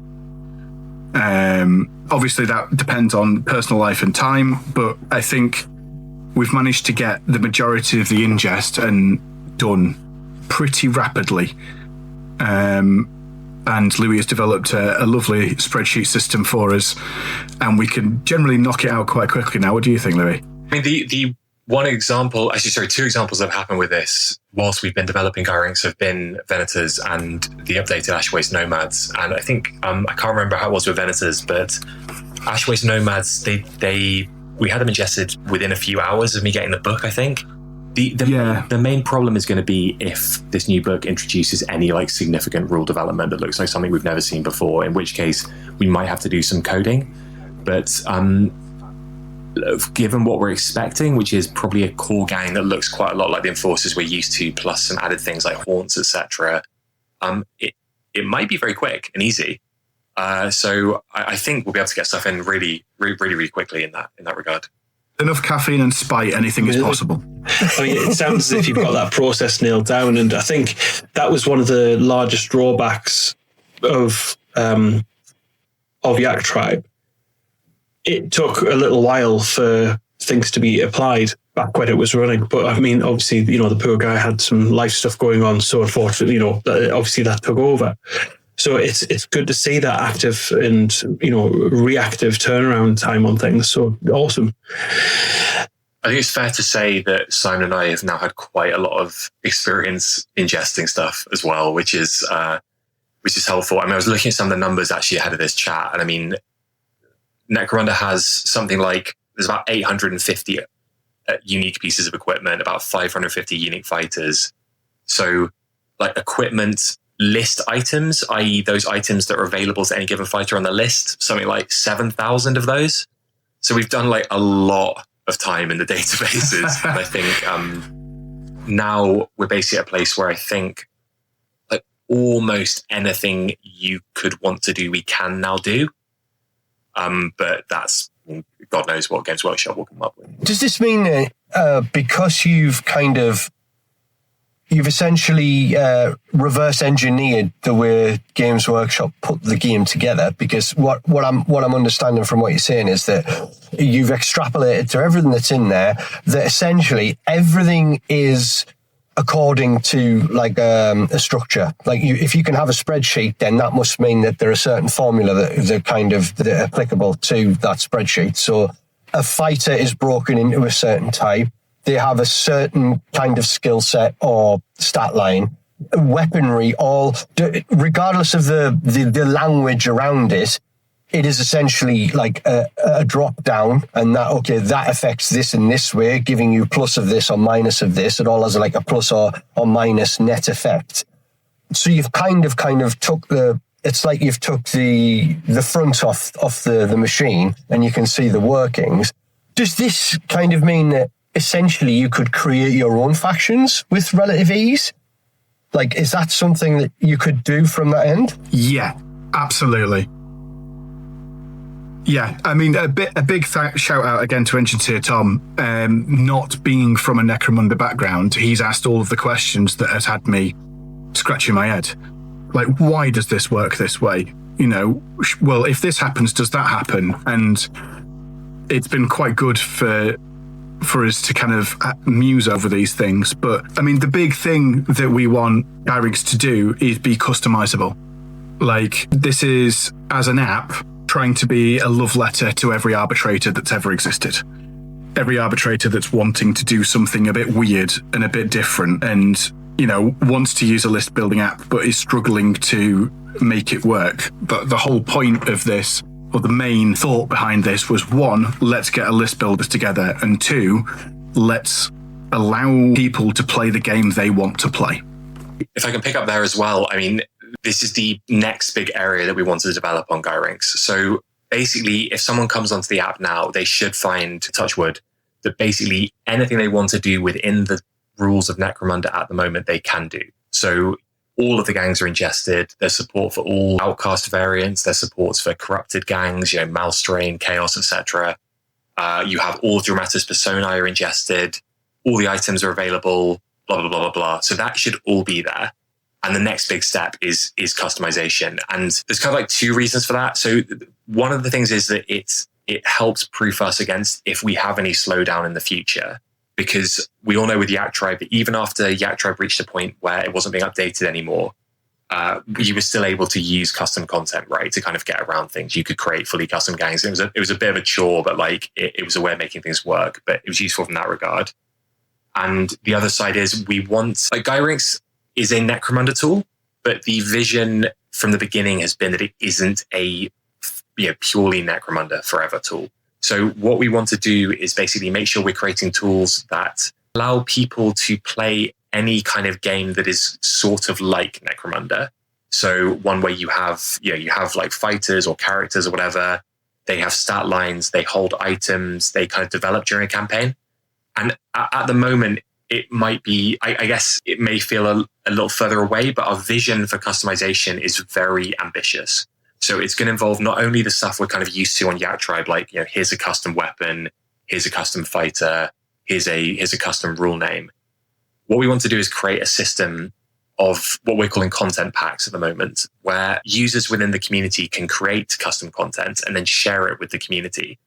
And you can bundle together that content. So for instance, if someone went out, I don't know, Matt, you were like, I really wish there were rules for scavies or whatever in this game. You could create a bundle of custom content which had your scavies, had their equipment list, had any special weapons and rules that they had. And then you could share it with the community in a way that would allow people to just add it to their campaigns if they wanted to use those rules. And so that's the next big step. That's the kind of next huge leap that we're working towards. And I think kind of getting that right is going to be a big thing. But the vision is like, once that is in place, anything is possible, which is anything from like, it's anything from like custom gangs, is one level, allowing implementation of like widespread house rules. So for instance, if you want to say like, I want to ban all plasma weapons, or I want to ban all weapons that are rarer than common, you can do that in one go. But equally, like at the extreme end, if you want to disable every gang in Necromunda, disable all the weapons, gear, advancements, etc., and you want to implement the rules of more time to be able to do that. That's really, really exciting. Yeah. I think just to springboard off the back of the power of Gyrinx, so starting a new bit here. So yeah, the idea of the power behind Gyrinx going forward is going to be phenomenal. I know there's quite a strong Mordheim community, especially around where we are in the northeast of England. So I think it's going to be interesting to see how that transposes across into other skirmish settings. So from a challenge perspective, then, what's been the bottleneck that's caused the most sort of headache here in the development? I'm curious because I know from the tech sector that development is an arduous process, and I can imagine Tom has very little hair left if development is anything as far as I understand it. So what would you say has been the biggest pinch point, and what was the outcome of that? How do you feel that development sort of grew and challenged you for the next batch of development that you guys are looking to implement? I think for me, the big one is I am definitely not a coder. It is all tech wizardry to me. And Tom and Louis have had conversations that have gone straight over my head, I'll be fully honest. But Tom's been the driving force of putting it all together. He's been fantastic. Louis' organizational skills has been amazing. Herding the cat that is my brain into helping with ingests and things like that. And yeah, it's I think the big one is that for a long time Tom's been doing this on his own. Now we've put out an outreach for people with coding backgrounds to come and help out. The whole point is this is an open source project.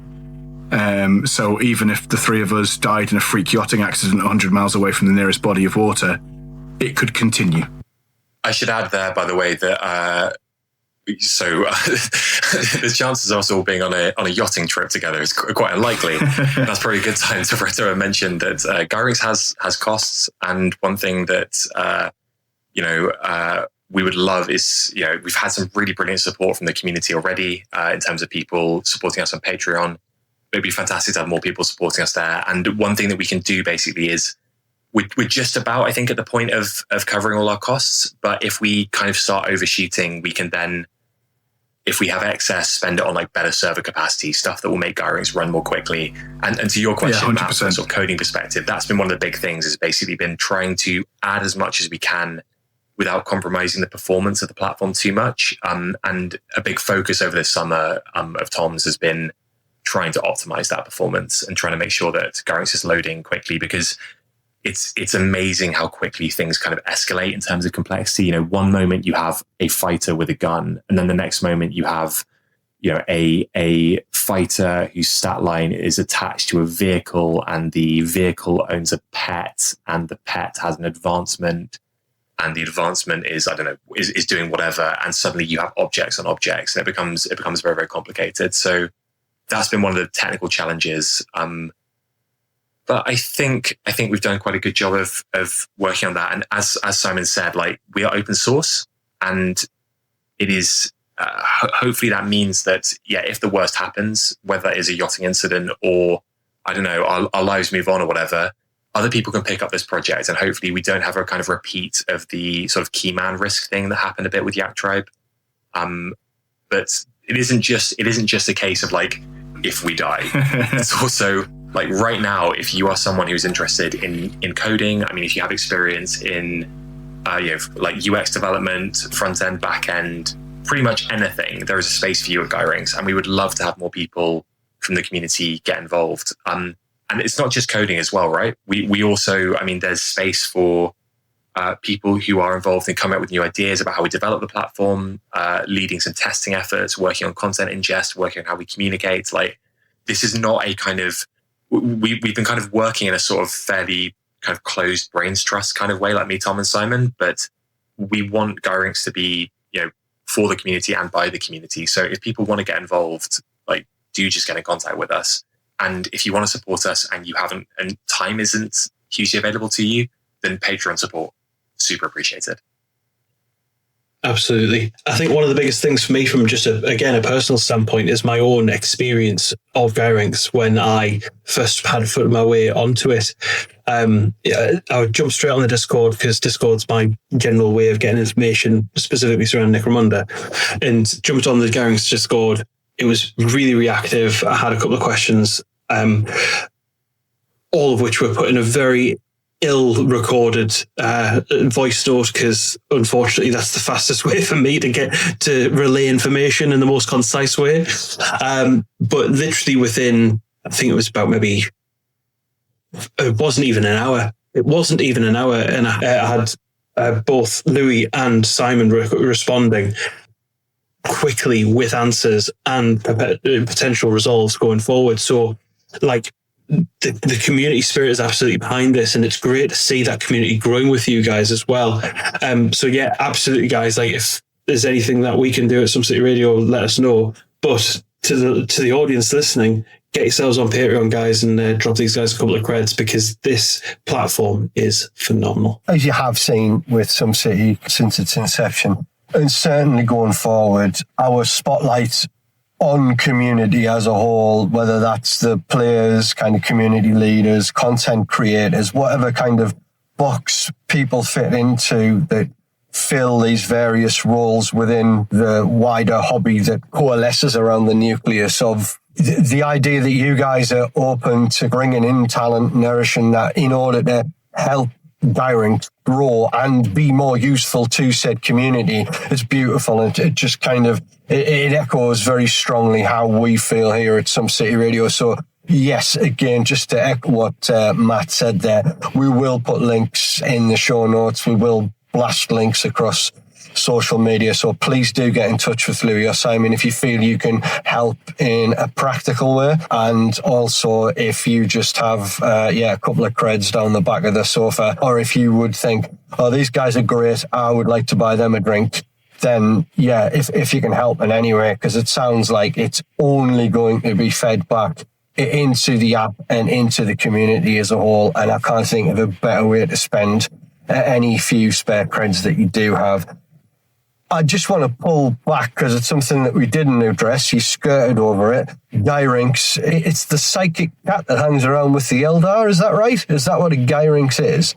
Why Gyrinx? Yeah. Yeah, it's the rogue trader cat. I guess I'll field this one. Yeah, it first showed up in Rogue Trader, I think, but yeah, it is like an Eldar psychic cat. I guess this is one for me to field. So I guess it's a combination of feeling like it was a cutesy name for an app, but also the lore of the Gyrinxes says that basically they sort of like change color in order to sort of match their owners' moods and preferences.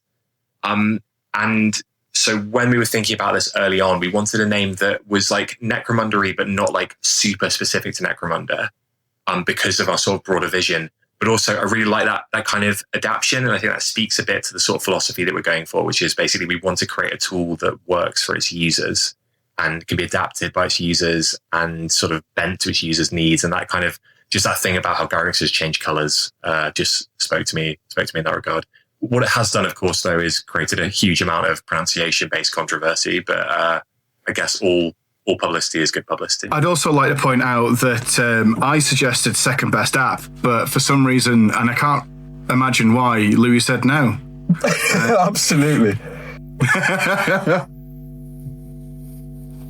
Maybe for Gyrinx 2, they'll come back round, and that would be second best for 2 reasons. Because it's a great name and because it's the second iteration of the app. No, I love it because it sounds like an app. It's got that kind of techie, savvy, kind of slightly unknowable kind of quantity to it. It's like, oh, it sounds cool. It sounds like current. It sounds, there's something almost like hip about it, but I don't quite understand it at the same time. And I think that's a great kind of name for it. Obviously, anyone with a modicum of kind of 40k knowledge will understand that it's actually, as you say, it's like a cat.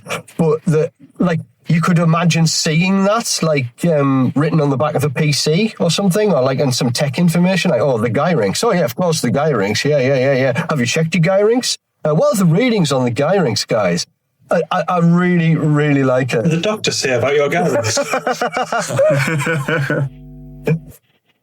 Yeah, one thing I've really found is that it's despite being very hard to pronounce, it's not that hard to spell. I don't really know how that works. Anyway, the other thing I would say from this is a PSA to your learned listeners is, with my War Room hat on, Gyrinxes are awesome, but oh my God, are they annoying in the actual game of Necromunda, because you will pay 140 credits to get one. You will do everything you can to get to whatever is illegal 14 at the trading post. And then they will get the power where they just set their paws on fire and do nothing. So do not take this as a recommendation to actually pick a Gyrinx unless you are a big fan of the closest thing Necromunda has to an actual Pokemon in it. Don't do it. Play Pokemon. Do crime. That's a soundbite. I would like to say to the listeners of the Sump City Radio podcast that we do not condone crime in any way, shape, or form, and that we would implore you do what you like. Now listen here, you. Don't you start with me. It's a long drive. You're not house gang. Do crime. It's a long drive. So I have a question, okay? And it's been something that's been ruminating in my little crazy brainium for, pretty much since I started on the app. Something that I would like to see, and yes, I'm talking personally again, I do apologize, but something I would like to see on the app, if at all possible, is like a community element. So, for example, when we go to Clubhouse and, Chris and I play with our friends, we're looking to create a living setting. It's going to be amazing. And obviously that'll have a campaign associated, and we'll always take our photos and all that sort of jazz. Is there maybe a little runway of opportunity there for something to be put into Gyrinx, perhaps? I'll pick this up. So this community-based content is something that we really want to work on, and we are looking at adding features for it. So on the initial level, what this is going to involve is basically, because most people, in my experience, tend to play regularly with the same kind of group. You might have a case where you have, 20-ish people who play Necromunda in a local group, and maybe at any given time, 6 or 7 of them are doing a campaign together. What we want to do, first of all, is support those communities so that you can be in a community and you can see the content within that community, i.e. the campaigns that are running. You just kind of spectate them as a member of the community. You can see what's coming up. Maybe if you have community managers, they can message the whole community at the same time. One other thing that will come as part of that is a notification system within the app where basically your moderators, etc., can talk to you, which will be very helpful because arbitrators are the bedrock of the community, right? They are the people who do the thankless work to make all Necromunda stuff really work. So we want to support them, and part of that's helping them message stuff. We do not we do not want to fully recreate like Facebook, but what we do want to do is make sure that there are spaces where if you want to share photos or you want to share information that maybe you want to keep private within the community, that can be done. And then that will also extend and kind of work hand in hand with the custom content as well. So for instance, like if you play in a group in your local area and for whatever reason, I don't know, there was some huge traumatic incident a few years ago and nobody ever wants to play the Awakened Ogryn ever again, you could have a implemented house rule via a custom content pack that bans the Awakened Ogryn. And just That's like, amazing. it'll never be a question. No one can use it in their campaigns, and you can always apply it to any campaign that happens in that community. And then if you think much more widely, like you can, I don't know, you could do house rule implementation. You know, maybe you want to tweak the damage on a certain gun, tweak the range on another gun, tweak a certain fighter's stats. Because I think it's the case in the groups that I played in that people who've played together for a very long time, like almost always have house rules. Like very few people are playing Necromunda completely raw, in my experience. And so to support that within the community framework is a big thing as well. And yeah, like photos, text, lore, a space where you can safely discuss things like locations where you might be playing, because obviously there's kind of an important privacy thing there, right? Like you may want to know within a community where someone's house is to go play there, but you don't want that information to be out on the internet. So like there's a lot of thinking we need to do around like privacy, access, security, etc. But that is a community as a whole big focus, something we really want to work on. I love it. I absolutely love it, and thank you very much for opening up on that, Louis. That's sick. Like one of the things that I really kind of like I buzz off the idea of is having the ability to basically just look at the gang that I'm against independently, even if I'm currently in mid-game. So if I'm in that community with that person who I'm against, so, you know, say hypothetically it's Chris and I'm getting my face pounded in by a bunch of really angry squats, I would like to know specifically what gun's doing me the most damage. And I'll say, it's the bolter. It's the bolter, Matt. It's always the bolter. It's always the bolter. It's always the bolter. Without having to ask Chris over and over again, because I will. I'll ask him and I'll beg him to stop, but never mind. But no, it sounds amazing. Well, on top of that, you know, on the fighter profiles, we've got a note section and a lore section. So for your lore section, you can be like, Grumney, the mining laser squat, killed my guy, and now they have a grudge against each other, just to keep it on theme. Yeah, the Strength 9 mining laser, Chris. I remember that. That popped up behind me. Don't think I don't. And you can put that down. You can write entire like stories and character backgrounds like you're playing D&D. But you can also have notes in for like, actually, this is what this weapon does, and this is how this weapon works. And I use that a lot. Like anyone who's read the guides will say, like, what I try and do is go, this does this for this reason. This is why I've picked this weapon to go with this guy, and this is, you know, and I get mixed up. You know, I've got so many of these stupid like combinations running through my head that I often forget when I'm going through an old list, for example, what they do. So having the notes section there is fantastic for me to just be like, right, oh, that needs to be done with that so that this happens. Cool. You know, you've got that quick note there. I was talking the other day to a friend who hadn't painted a certain colour in a very long time, and he was really annoyed that he couldn't remember how to achieve that colour again. And I said, yeah, I've had exactly the same experience, so I'll try and keep a paint diary. I always forget to, but I do on certain colours. I'll write a paint diary down, and it'll just give me those beats to how I need to do it.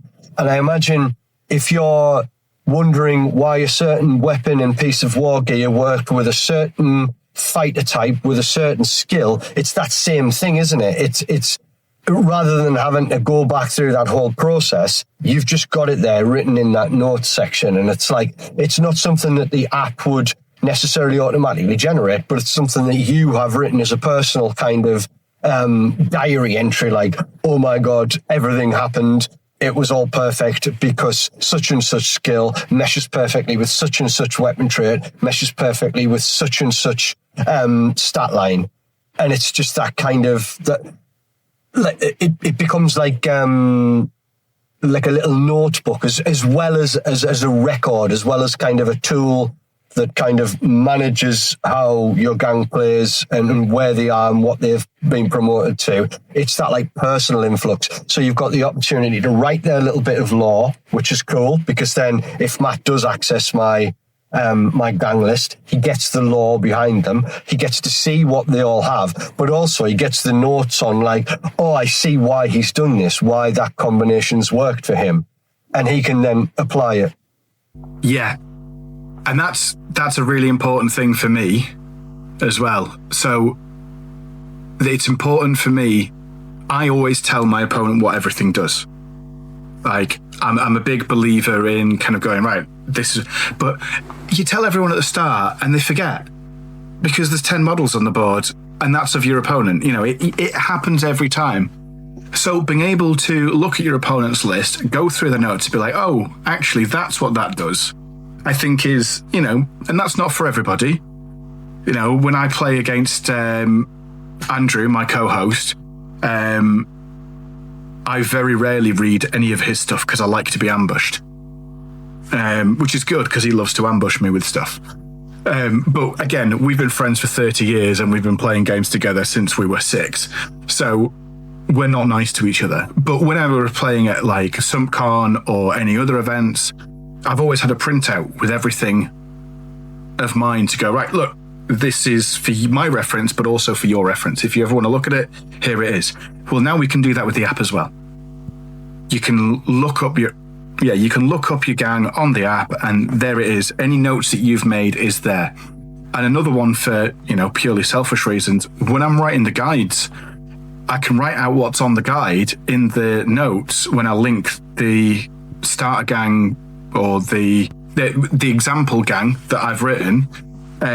It's also got the notes there to say, you know, go back to squats, dependable like kin on an exo master with the storm welder means you don't have to roll unstable. And it's just kind of, it's like notes for yourself. So you can just kind of immediately go, yes. Yeah. But it's phenomenal. The way that's absolutely phenomenal. Yeah, the way that it's been built from the ground up has allowed us to think, what do we want when we're looking for, what are we looking for in an app, and then provide it. And we're taking quite a lot of feedback from others as well. So someone suggested, oh, could you put an area in for save? And we were like, well, yeah. So if you go into the info page now, there's a specific thing that says save, and you can input your save there, and it'll pop it up so that you know, oh, what armor's this got? Mesh armor. What's the mesh armor again? Oh, it's a 5-up save. It's there, waiting for you. Yeah, that's a lovely little touch. It's amazing.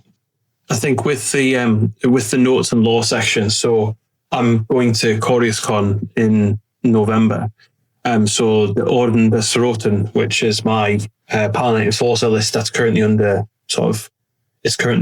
construction, and obviously with the announcement tonight of, you know, the rest of them coming out, I'll have my work cut out for me to get that ready. But I think it'll be interesting to chronicle the games as I have them, because it is a campaign game. So it's 5 campaign games over 2 days, which is, one, a very scary concept because that's a lot of Munda in a lot of time, you know, in a short period of time.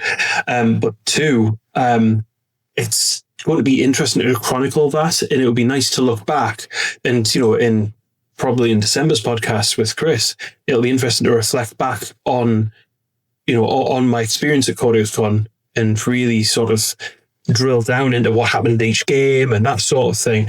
And I think that goes, you know, it goes further into other events. You know, like Chris and I and the rest of the SCR team have been discussing going to a lot more Necromunda events over the coming years and having a lot more of a face-first presence there. And so being able to bring a gang and say, right, okay, at this event, at this narrative event, or in this campaign, these are all the things. And it's just nice as a reflective tool, you know? So it's a really, I think it really leans into my favorite part of Necromunda, which is the lore, which is the, you know, the narrative element of it. You know, it's great. So it's really nice to see that all parts of the pie, so to speak, are being touched. That's a bit awful way of describing it. All parts of the yes, let's touch all parts of the pie, gentlemen. That's the way we're going to do this. You know what? No, so what with it? I'm leaning into this. All parts of the pie have been touched, and I like it. It's kind of better than cooking for you again. I'm having stickers made of that. It's too late. That's been turned into a sticker.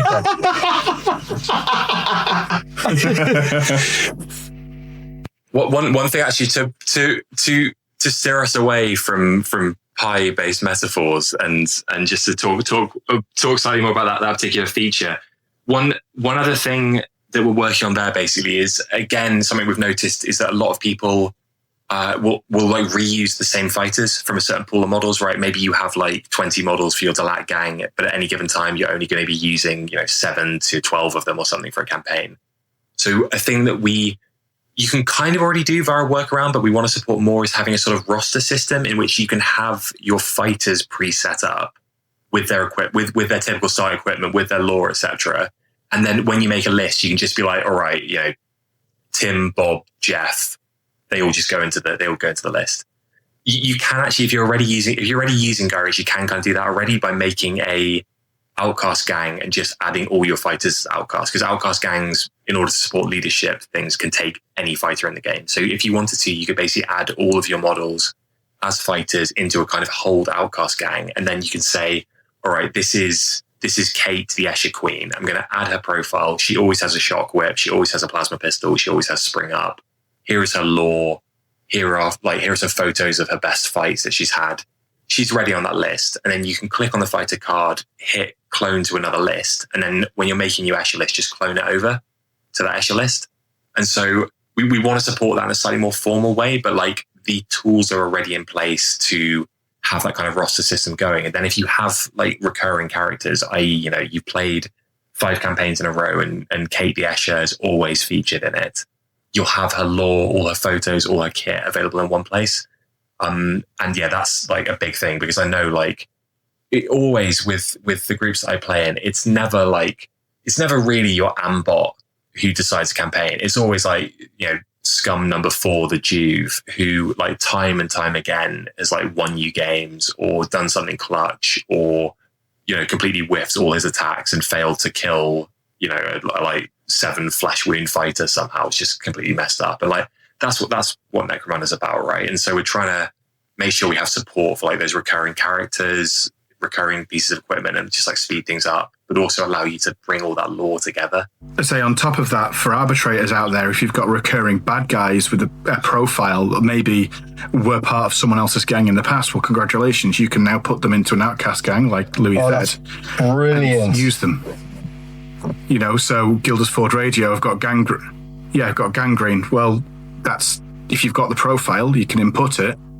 And then if that fighter is working with another gang, well, now they can access it. That's awesome. Oh, that's excellent. Yeah. Will improve. So right now, that's a workaround, I'd say, the way we do it, the way you can do it with outcast gangs. But in time, like a sort of regular like roster system where you can basically add fighters that aren't really bound to a particular gang, and then you can put them directly into your list as and when you need them.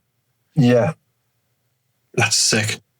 That's so cool, because at the minute, obviously, like you say, most people have like, say, 20, 30... 200 squats in my case. Models, like, say, in the fully kit-bashed Van Sar gang. Let's not talk about it too much. But like, I'll just clone my list and adjust accordingly. So like, that might mean that I'm changing some names and stuff, but essentially I'm like playing around with the same core 30 models, pulling 7 or 8 from those core and putting them in. But to have it as like a roster would be so cool. But also, just to tap back into what Matt was saying about, because we're wanting to attend more events, either together or as individually, and we're also like wanting to kind of make a call out for dome runners. So dome runners will just be people who offer to go to an event for us that we can't attend, record the day, play the games, kind of get a feel for it, and feed back to us. Gyrinx could be a great accompaniment to that, because I'm thinking like, not only is this a way for you to manage your gang or your campaign, or to kind of to build your own narrative, which is something I want to talk about in a second, but it's also like you're following your sports team, so you could like literally log in and see how their campaign's going. So if you've got if we've got a dome runner, a league system, oh. Yeah, we got a dome runner going to an event. You're like watching them, and you can see like what's happened each game, and you can kind of you see the team that they're taking in, and you go, oh, that's interesting. He's taking this, he's gone with this, or she's gone with this, she's gone with that, and then you see like how that's progressed throughout that mini campaign or that skirmish event. It's such a cool new angle because it's never really been like a voyeur kind of thing, but the idea that you could monitor that like remotely and kind of get behind somebody else's gang and be like, oh, I hope they do really well this weekend, because you know what I mean, they're fighting with the Sump City Radio flag, or the kind of the Lawmasters flag, they're representing, and we really want them to do well. And it's almost kind of got that like following your football team. I imagine, I hate football, so I don't know what that feels like, but it's what I would imagine that feels like. Then we just need to build an entire sports betting thing on the back of that, and then Simon, Tom, and I can go buy our yachts. You know? You're one step ahead of me, Louis. I've already sent you a DM. You haven't picked it up yet. Don't worry. We'll talk. All right. That's how we're going to get that yacht money. One thing actually, just to mention, spurred by that is the money for the yacht on which we will die. One thing to mention of that is we haven't mentioned campaign tools at all, and I think like what we've done there, again, like everywhere is going to continue to develop, and there's more stuff to add. But campaign tools, one of the big things that we were thinking about from the get-go with campaigns is ensuring arbitrators have a lot of visibility over things, and so a like core part of our campaign interface is having this very clear action log where players, when they make major actions, dice are rolled outside of a game, or something is bought, sold, a captive is released, these things are logged in the campaign. And that's really helpful because like the biggest thing we heard talking to arbitrators as we were preparing to develop this is when a player gets confused, it's often really hard to tell where they've gone wrong. And so by having that logging in a campaign and also at a gang level, it makes it so much easier to be like, right, okay, well, what you've done is you've accidentally, sold this for too much money, or you've added this to this, but actually you're not allowed to do that because of this. So that kind of like transparency and accountability stuff makes it much easier to track that kind of stuff. Other thing that happens there is we have support for kind of like what I guess you'd call like rich battle reports. So battle reports where both it says who won, it says what mission was done, it says who was involved, but also you can put pictures in there, you can put text in there, you can hopefully at the end of a campaign go back and revisit it and be like, what did happen in that battle? And then you can look back and be like, oh yeah, it was this, and oh right, yeah, my leader had that big fight against that Felix or whatever, and that will all be there. So like there's a lot more kind of like richness and documentation there for people who are into that kind of thing. Equally, you might not care, but it's there if you want it. Yeah, no, I think that's a really important note, is that this can just be a place that holds the numbers you need to play the game, but it's broad enough to be so much more. It can be an arbitrator's kind of notebook, a player's diary. It can be like for a community to observe. But it can also, so it can be many things to many people, which is really exciting. Matt did mention the living campaign that we're wanting to build at our local gaming group at Clubhouse. Shout out, represent Clubhouse! Sorry, we are obligated to do that every time we mention Clubhouse. Represent! Sorry. Thanks, guys. But it is something we're wanting to do with Sump City as well, with the Sump City community. So a couple of the guys in the team are working on developing a perpetual campaign that kind of we can push out to the community as a whole to feed back kind of results and things. So an app that could manage that or make the management of that smoother, and also be kind of logged into and viewed by everyone. so that kind of you can see what's happening. The idea is that certain things will feed back into the narrative of Sump City Radio as a whole and kind of shape the narrative of the kind of the in-world stuff. But also it kind of, it's for everyone to play and they have an effect. It's not just, okay, that campaign's over, wipe it out, start again. It's the idea of kind of it feeds into the physical kind of story that we're trying to create and trying to kind of curate, but allowing players to kind of have an influence on that, or even if they don't want to play, they can just look into and kind of observe. It's so exciting. Right. I am aware that we are hitting around the hour mark. That means that we will be getting our signal jammed. We don't get a lot of time per segment to run because the guilds are bastards ever since we went underground. So it just leaves time enough to say thank you so much, the pair of you, for coming along. I'm sure Matthew will have his thanks and stuff to say, but thank you so much for giving up your time to come and talk to us. Thank you for providing the community with such an exciting tool. I do have to ask, where's the merch? Because you know how this community goes for stickers and T-shirts. Is that something we'll be seeing? Because I imagine that's things that people will want to kind of show their affiliation and support for the app as a whole. Is that something that you're thinking about, or is that another discussion? That is something I'm actually looking into at the moment, but I'm currently having an awful lot of problem trying to sort my own merch out for second best. So leave it with me, but I can't imagine it being too long before we get that sorted. I look forward to receiving that parcel. Thank you very much. One thing I would add there is that we are working on adding some more. Try not to be too cagey. We're going to add some more visual assets to the website. So there's going to be more things like profile badges, etc. So you can have a little bit more flair to your profile. And maybe, if you are a Vansar obsessive, you can perhaps indicate that next to your username or whatever. So once we have that in, that will also then possibly provide, the stuff that we need for T-shirts, etc., if that makes sense. So those things may kind of land hand in hand. But like this and everything else, Gyrinx.app, information is there about, how to use it, how to support us on Patreon, how to get to our Discord community, etc. So please, do check it out. And thank you guys so much for having us on. No, our pleasure. Yeah, and if anyone is stuck with the app at all, get onto the Discord, give us a shout. We try and respond as quick as we can because we want to make it as easy to use as possible. Amazing. Well, two final things from me. First and foremost, what's your favourite pie? Cheese and onion. I was going to say Gyrinx. Tastes like chicken.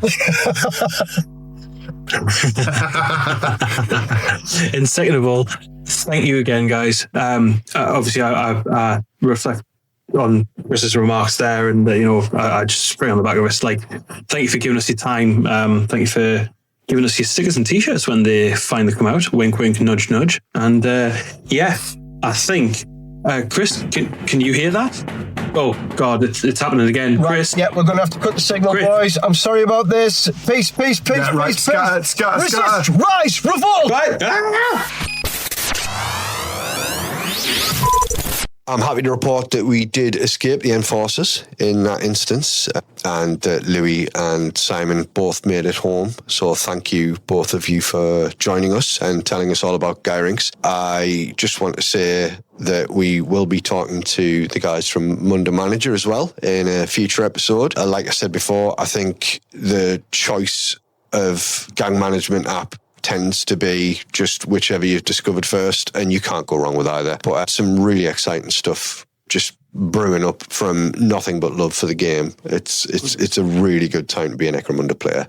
So that just about wraps it up for this episode of Sump City Radio. If you've been waiting patiently for the return, then thank you so much for your patience. It's much appreciated, and we hope to bring you more every month. Thank you, Matt, for joining me and making this such a pleasurable experience. Are you looking forward to the next one? I'm absolutely looking forward to the next one. We've got loads of things planned and for our Christmas episode coming out in December. We look forward to sharing all with you. Yeah, that's our commitment to you going forward is monthly release, probably slightly shorter episodes. We're trying to reach out to all different community creators and get them involved as well, because we're all about sharing that love and just growing the community in any way we can. Speaking of growing communities and sharing love, I think it would be remiss of us not to thank so many people effusively at this moment.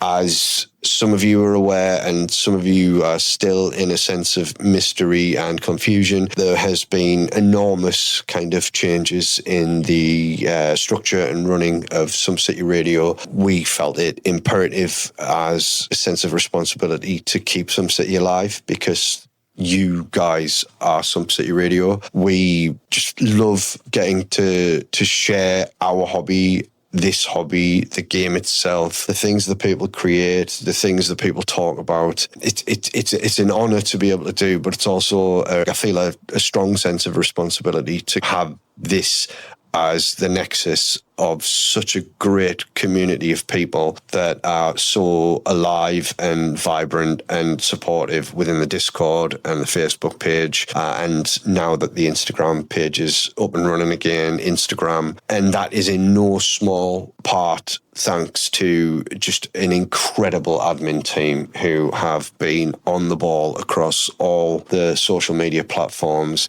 really trying to fire that love of the community and just show you all how grateful we are. So enormous thanks to Carl Johnson, or Underhive Art as he's known, like everyone in the community. He's a figurehead, but he's also a friend. He's a great guy, and he has been instrumental in creating the artistic direction that Sump City's going forward. So with our new logo, with all of the visual language around the media posts, and he is actually running single-handedly the Instagram at the moment, and he's just been an absolute legend. Absolutely. I can only echo those remarks. Carl is a good friend of both of us, but also he's been a phenomenal help throughout the entirety of this transitional process from previous iteration of SCR into what it's now starting to blossom and become. Massive love to you, Carl. I'm just going to talk to you directly now, brother. You're an absolute joy to behold, and thank you. Thank you for all you've done and all you're going to do. We wouldn't be here without Carl, in the same way that we wouldn't be here without Adele. So huge thank you to Carl. Massive thank you to Adele.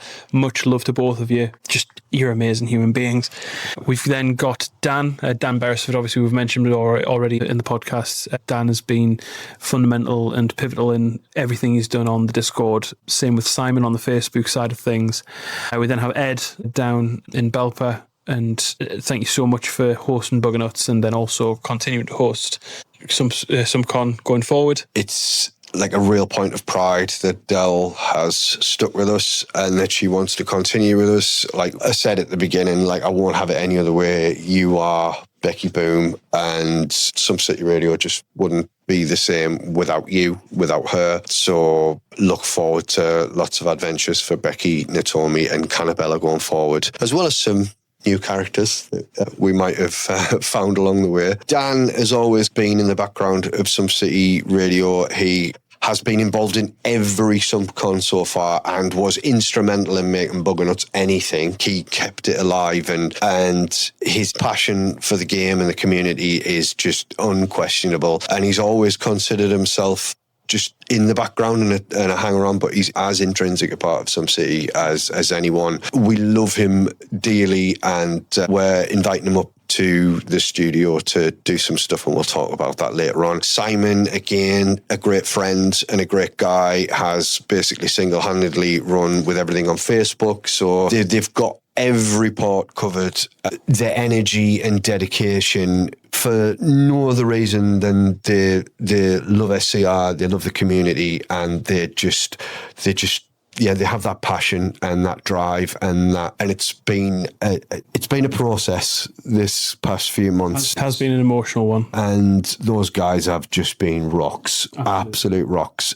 So thank you so much. I cannot ever thank you enough. Yeah, who else have we got on there? Obviously, we've got Spam. Thank you so much for coming over and seeing us. Thank you to Gyrinx Radio for your support and for contributing to this episode. Thank you so much to Louis and Simon for spending the time to talk us through the intricacies of building Gyrinx. Keith at Versatile Terrain as well. Keith is phenomenal, absolutely phenomenal. We do have a competition to announce after these thank yous, in which Keith from Versatile Terrain has so kindly donated the prizes thereof, but we'll get onto that in a moment. And I think that's pretty much it for the thank yous, really. There's many, many more names that we can add to that list. Those are the people who have been fundamental in all of this. Thank you very much. Yeah, absolutely.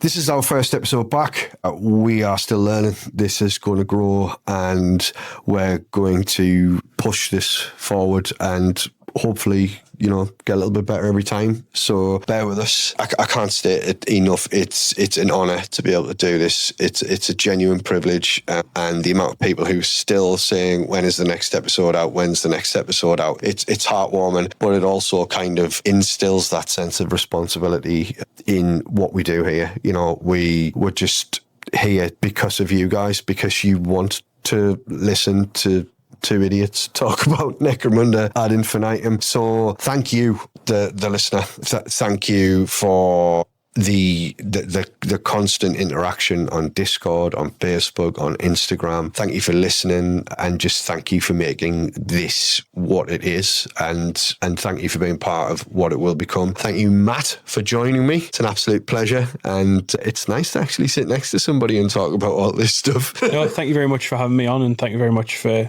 bring me into the crew. I can't wait to go forward with it.